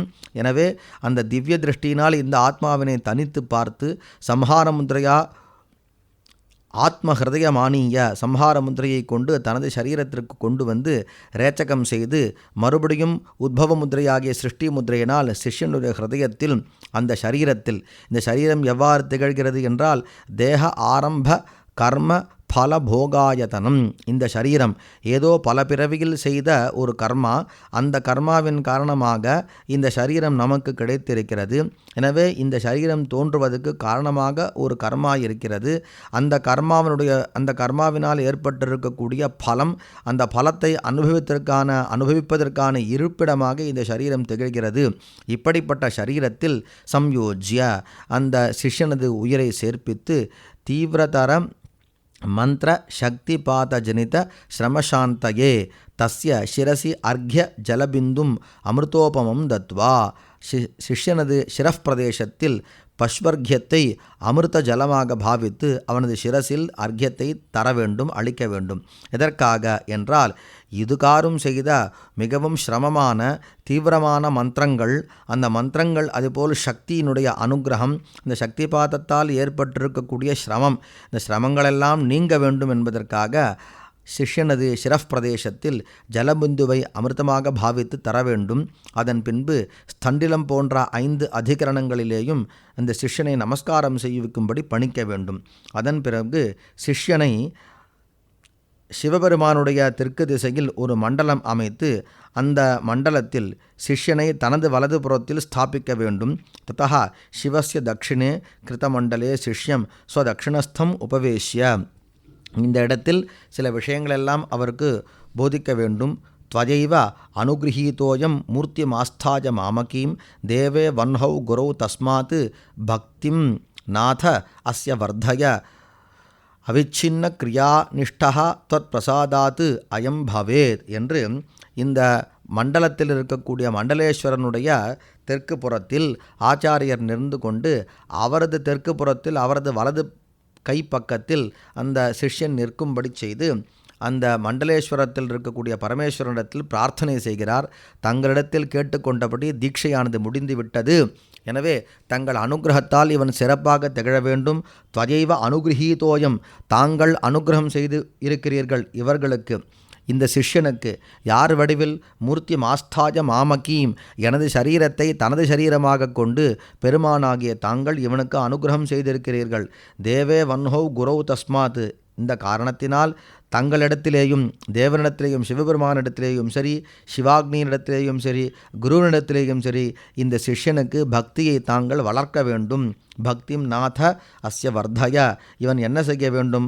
அவிச்சின்ன கிரியானிஷ்டா, சைவாகமங்களில் சொல்லப்பட்டிருக்கக்கூடிய கிரியாபாதத்தில் சொல்லப்பட்டிருக்கக்கூடிய விஷயங்களை தொடர்ந்து ஆச்சரணம் செய்ய வேண்டும். ஆச்சரணம் செய்து தங்களது அருளால் இவன் எல்லாவற்றையும் நன்கு கடைபிடிக்க வேண்டும். போஹோ பிரமாதாபராதோஸ்ய மாபூத் பந்தன காரணம். இவ்வாறு பூஜை போன்ற செயல்களெல்லாம் செய்யும் பொழுது தவறுதலாக ஏதாவது சில காரியங்களை செய்தால் அந்த காரியமானது இவன் மோட்சத்திற்கு செல்வதற்கு பிரதிபந்தகமாக எந்த விதத்திலும் இடையூறாக இருக்கக்கூடாது என்று பகவானிடத்தில் பிரார்த்தனை செய்கிறார்.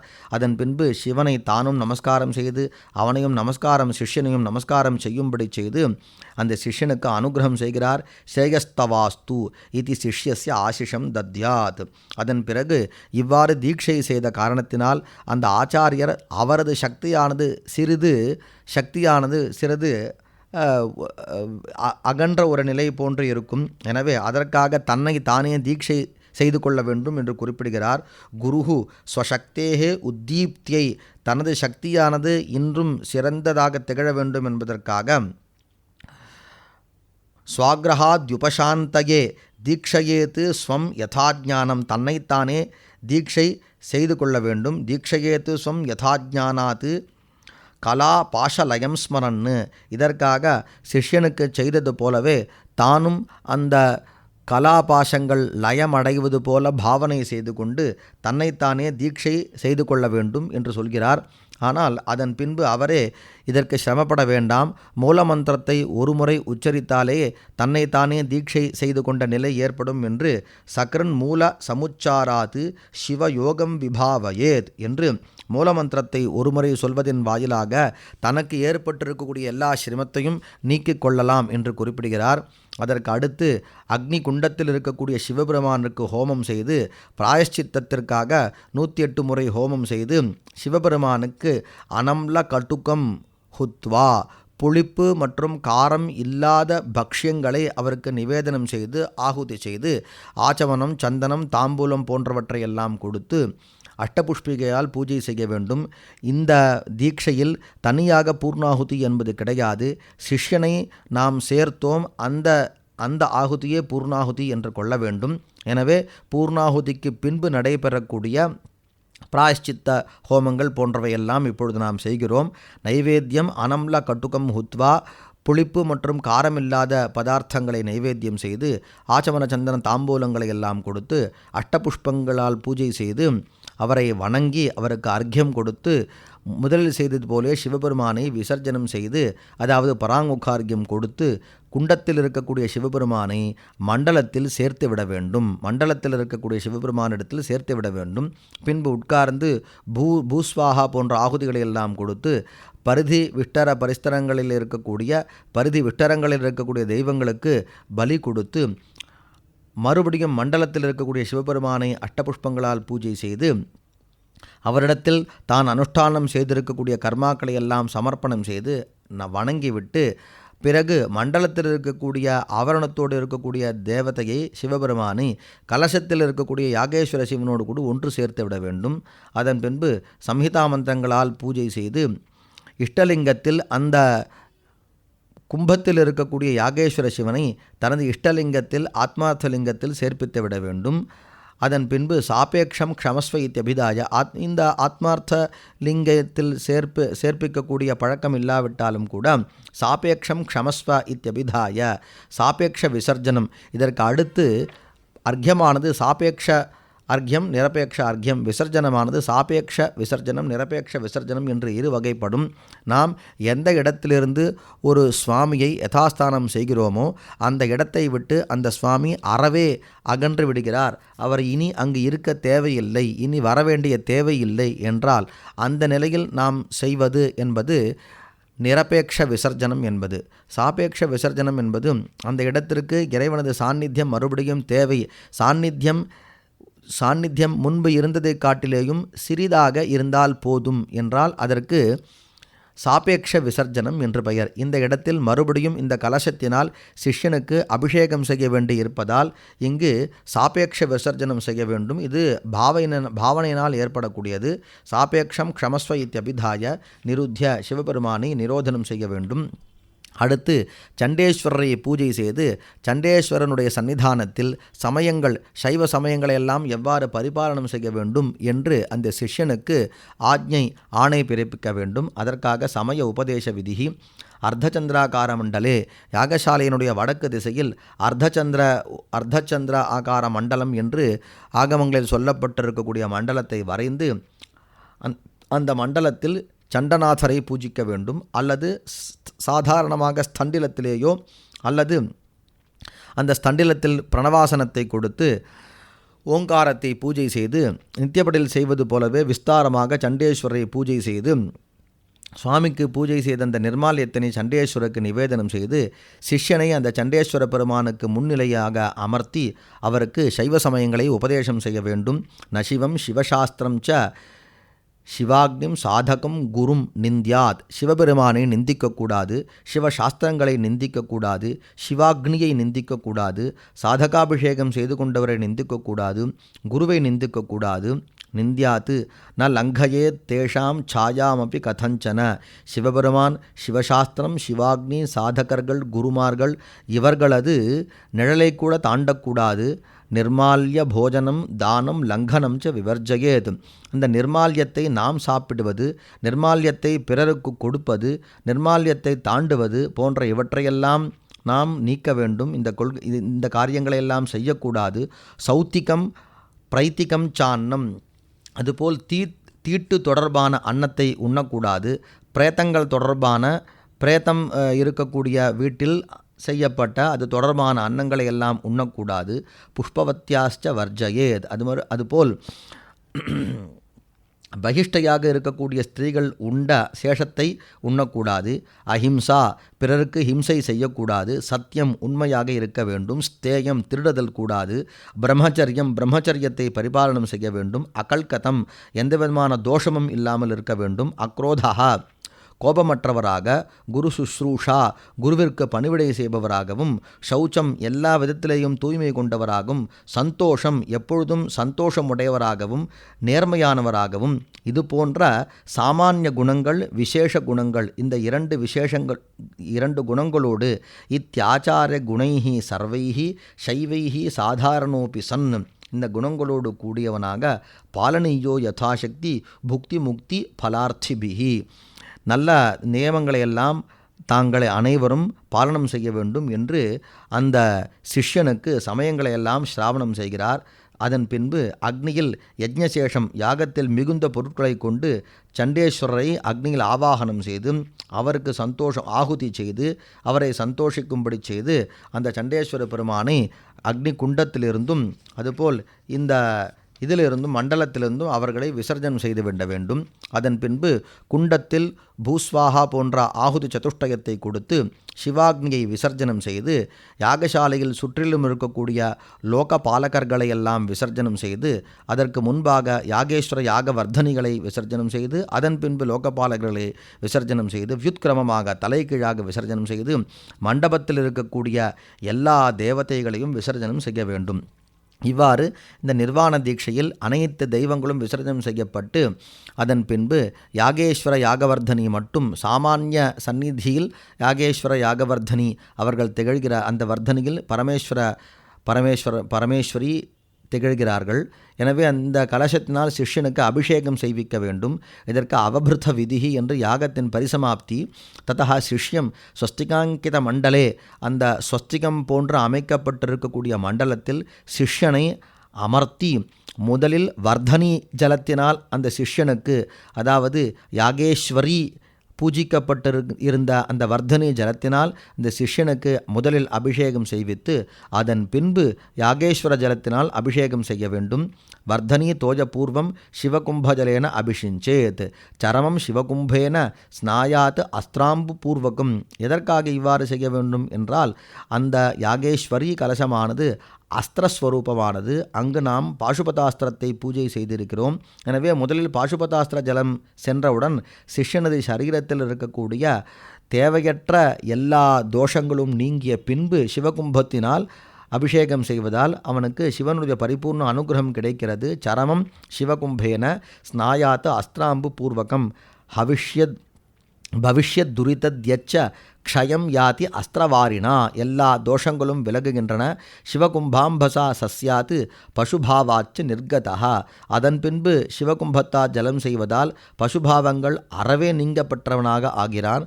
க்ஷாலநாத்து நிர்மலோ ஜாதா வன்ஹி தக்த ஹிரண்யவத்து, முதலில் நெருப்பில் இடப்பட்ட பொன் போன்று முதலில் பாசுபதாஸ்திர ஜலத்தினால் அபிஷேகம் செய்வதால் முதலில் அவன் நிர்மலமானவனாக ஆகிறான். அதன் பின்பு அவனுக்கு இருக்கக்கூடிய சிவத்தன்மை வெளிப்படுகிறது என்பது பொருள். சிருஷ்டியா விலோமத குறியாது புபுக்ஷோஹோ சேச்சனம் துவா. இவ்வாறு இந்த தீட்சையில் அந்த ஸ்நானமானது செய்விக்கப்பட்டது. இவ்வாறு விஸ்தாரமாக இந்த தீட்சையை சொல்லிவிட்டு கடைசியில் ஸ்ரீமத் அகோர சிவாச்சாரியார் தன்னை பற்றி குறிப்பிடுகிறார். தீக்ஷா கிரமோயம் குருபிர் யதோக்தः ஸ்ரீபோஜதேவேந்து சிவாதிபிஷ்ச மந்திரக்ரியா பாவ விபோத ஹேதோஹோ ததா மஜைவம் ரச்சித சுபோதா என்று. இந்த தீக்ஷா கிரமமானது எனது குருநாதர்களாலும் அதுபோல் போஜதேவர் இந்து சிவர் என்ற சோமசம்பு இவர்களால் சொல்லப்பட்ட முறையில் இந்த தீட்சையானது எழுதப்பட்டது. எதற்காக எழுதப்பட்டது என்றால் மந்திரம், கிரியை, பாவனை இவைகளை தெரிந்து கொள்வதற்காகவும் இவற்றின் முறைகளை தெரிந்து கொள்ள வேண்டும் என்பதற்காகவும் இந்த தீட்சையானது எழுதப்பட்டது என்று சொல்லி தன்னை பல சாஸ்திரங்களில் பாரங்கதர் என்று தன்னை குறிப்பிடுகிறார். க்யாதோயஃப் பரமேஸ்வரா பரமஹா நாம்னா மஹீமண்டலே, பரமேஸ்வரர் என்ற மற்றொரு பெயரை கொண்ட அகோர சிவாச்சாரியார் காணாதாதி சமஸ்த சாஸ்திர நிபுணகம், காணாத சாஸ்திரம் போன்ற நியாய வைசேஷிகம் போன்ற சாஸ்திரங்களில் சிறந்த நைபுண்ணியம் பெற்றவர். வேதேஷு பாரங்கதா, 4 வேதங்களின் கரைகளை கண்டவர். நியாயார்த்தைக விவிக்ததீஹி, நியாயசாஸ்திரத்தில் சிறந்த புத்தியை பெற்றவர். சிவமத வியாக்கியாகிரகண்ய சுதீஹி, சிவமதமாகிய சைவ மதத்தை வியாக்கியானம் செய்வதில் அக்ரகண்யா, சிறந்து விளங்கக்கூடியவர், சிறந்தவராக எண்ணப்பட்டவர், மிகவும் புத்திசாலி. அப்படிப்பட்ட சக்ரே அகோர சிவாக்கிய தேசிகவரஹா, அகோர சிவர் என்ற பெயர் கொண்ட இந்த தேசிகவரராகிய நான் தான் நிர்வாண தீக்ஷா விதியை செய்ததாக அவர் இங்கு தெரிவிக்கிறார்.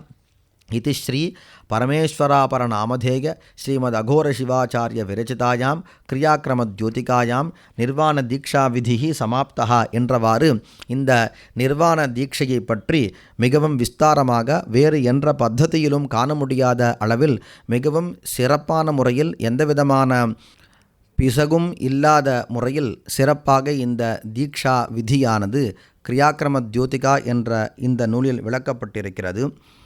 அதுபோல் பிரபா என்ற உரையில் பல விஷயங்கள், சைவ சித்தாந்தத்தினுடைய பல நுணுக்கமான விஷயங்களெல்லாம் விளக்கப்பட்டு இருக்கின்றன. இந்த தீக்ஷா விதியானது ஒரு சாதாரணமான சம்ஸ்காரம், ஒரு சாதாரணமாக சடங்கு போல் அல்லாமல் சைவ தரிசனம், சிவ சித்தாந்தத்தில் இருக்கக்கூடிய அனைத்து தன்மைகளும் அனைத்து தத்துவங்களும் வெளிப்படக்கூடிய வகையில் இந்த சம்ஸ்காரமானது அமைந்திருக்கிறது. எனவே சைவ சித்தாந்தம் தெரிந்தால்தான் இந்த தீக்ஷா சம்ஸ்காரமானது மிகவும் சிறப்பாக நமக்கு புலப்படும். இந்த தீக்ஷா சம்ஸ்காரத்தினை நாம் நன்கு உற்று நோக்கினால் சைவ சித்தாந்தம் நமக்கு நன்கு புலப்படும் என்ற விதத்தில் சைவ சித்தாந்தத்திற்கும் இந்த தீட்சைக்கும் பரஸ்பரம் ஒரு நெருங்கிய தொடர்பு இருக்கிறது. இன்னும் பல விஷயங்கள் தீட்சையினுடைய மத்தியில் பிராசாதம் தொடர்பான பல விஷயங்கள் எல்லாம் விளக்கப்பட வேண்டி இருக்கின்றன. இன்னும் இறைவனுடைய அனுகிரகம் கிடைக்கக்கூடிய பட்சத்தில் இன்னும் பல சந்தர்ப்பங்களில் இந்த விஷயங்களெல்லாம் நாம் சொல்வதற்கு சிந்திப்பதற்கான அருளை இறைவன் தர வேண்டும் என்று இறைவனை பிரார்த்தித்துக் கொள்கிறேன். ஸ்ரீமத் ராஜப்பா சிவாச்சாரியார் காஞ்சிபுரத்தில் விளங்கக்கூடிய ஒரு சிறந்த ஆச்சாரிய பெருமகனார். அவர் பல கலைகளில் வித்தவராக இருந்தாலும் கூட, சங்கீதம் போன்ற பல கலைகளில் நிபுணராக இருந்தாலும் கூட, அவர் சைவாகமத்தில் நன்கு தேர்ச்சி பெற்றதோடு மட்டுமல்லாமல் ஆச்சாரங்களை, சைவ ஆச்சாரங்களை இன்றளவும் கடைபிடிக்கக்கூடியவராகவும் அந்த ஆச்சாரத்தை பிறருக்கு போதிக்கக்கூடியவராகவும் தனது குடும்பம் மட்டுமல்லாமல் செல்லும் எல்லா இடத்திலேயும் அனைவரையும் அந்த சைவ ஆச்சாரங்களை கடைபிடிக்கும்படி நன்கு வற்புறுத்தக்கூடியவராகவும் திகழக்கூடியவர். அவருக்கு நடைபெறக்கூடிய இறைவனது பரமேஸ்வரனது அனுகிரகத்தால் இன்று நடைபெறக்கூடிய இந்த சஹஸ்ர சந்திர தரிசன சதாபிஷேக சாந்தி மகோத்சவத்தில் இந்த உரையை சிற்றுரையாக, இன்னும் சொல்ல வேண்டிய பல விஷயங்கள் இருந்தாலும் கூட சிற்றுரையாக நேரம் கருதி சுருக்கி கேட்கக்கூடியவர்களுக்கு புரியக்கூடிய ஒரு சில விஷயங்களை மட்டுமே சிந்திக்கக்கூடிய ஒரு வாய்ப்பானது எனக்கு கிட்டியது. இன்னும் நாம் அறிந்து கொள்ள வேண்டிய பல விஷயங்களை ஸ்ரீ ராஜப்பா சிவாச்சாரியார் போன்ற பல பெரியவர்களிடத்தில் தெரிந்து கொண்டு நாம் அனைவரும் இந்த தீக்ஷா சம்ஸ்காரத்தினை நன்றாக செய்ய வேண்டும். மோட்சம் என்பது தீட்சையினால் மட்டுமே கிடைக்கக்கூடியது என்று பல இடங்களில் மூல ஆகமங்க ஸ்லோகங்களை அகோர சிவாச்சாரியார் குறிப்பிடுகிறார். தீக்ஷைவ மோச்சயதி என்று குறிப்பிடுகிறார். தீட்சையினால்தான் நமக்கு மோட்சம் கிட்டும். அதற்கு முக்கியமாக அவர் சொல்லக்கூடிய காரணம், ஆணவம் என்ற ஒரு பாசமானது பொருள் தன்மை வாய்ந்தது, பதார்த்த ஸ்வபாவத்தை கொண்டது. எனவே ஒரு பதார்த்தம் ஒரு திரவிய ஸ்வபாவத்தை கொண்டது, பதார்த்தத்தோடு மட்டுமல்லாமல் திரவிய ஸ்வபாவத்தை கொண்டது. ஒரு திரவியம் விலக வேண்டும் என்றால் அதற்கு மற்றொரு செயல் தேவைப்படுகிறது, ஒரு கிரியை தேவைப்படுகிறது. எனவே தீட்சை என்ற கிரியையின் வாயிலாகத்தான் ஆணவ மலமானது நீங்கும் என்று அடித்து பல இடங்களில் சொல்கிறார். எனவே இந்த தீட்சையின் வாயிலாக மட்டுமே நமக்கு மோட்சம் கிடைக்கும். இந்த தீட்சை என்பது ஒரு கிரியை, அந்த தீட்சை என்பது பராசக்தியின் ஒரு செயல். அதாவது சிவபெருமானுடைய அனுக்கிரகமே, சிவபெருமானுடைய சக்தியே தீட்சை என்ற வடிவில் திகழ்கிறது. தீட்சை என்றாலும் அனுக்கிரக சக்தி என்றாலும் வேறுபாடு இல்லை என்பதை நாம் புரிந்து கொள்ள வேண்டும். இதுகாரும் இந்த சமயத்தில் இந்த மகா உற்சவம் போன்ற இந்த சதாபிஷேக வைபவத்தில் இந்த விஷயங்களை எல்லாம் ஸ்மரிப்பதற்காக இறைவன் எனக்கு அனுகிரகம் செய்திருப்பதை எண்ணி இறைவனின் பொன்னான பாதங்களை வணங்கி இத்துடன் இந்த சீற்றுரையை முடித்து கொள்கிறேன். ஹரஹர நம பார்வதி பதயே, ஹரஹர மகாதேவ.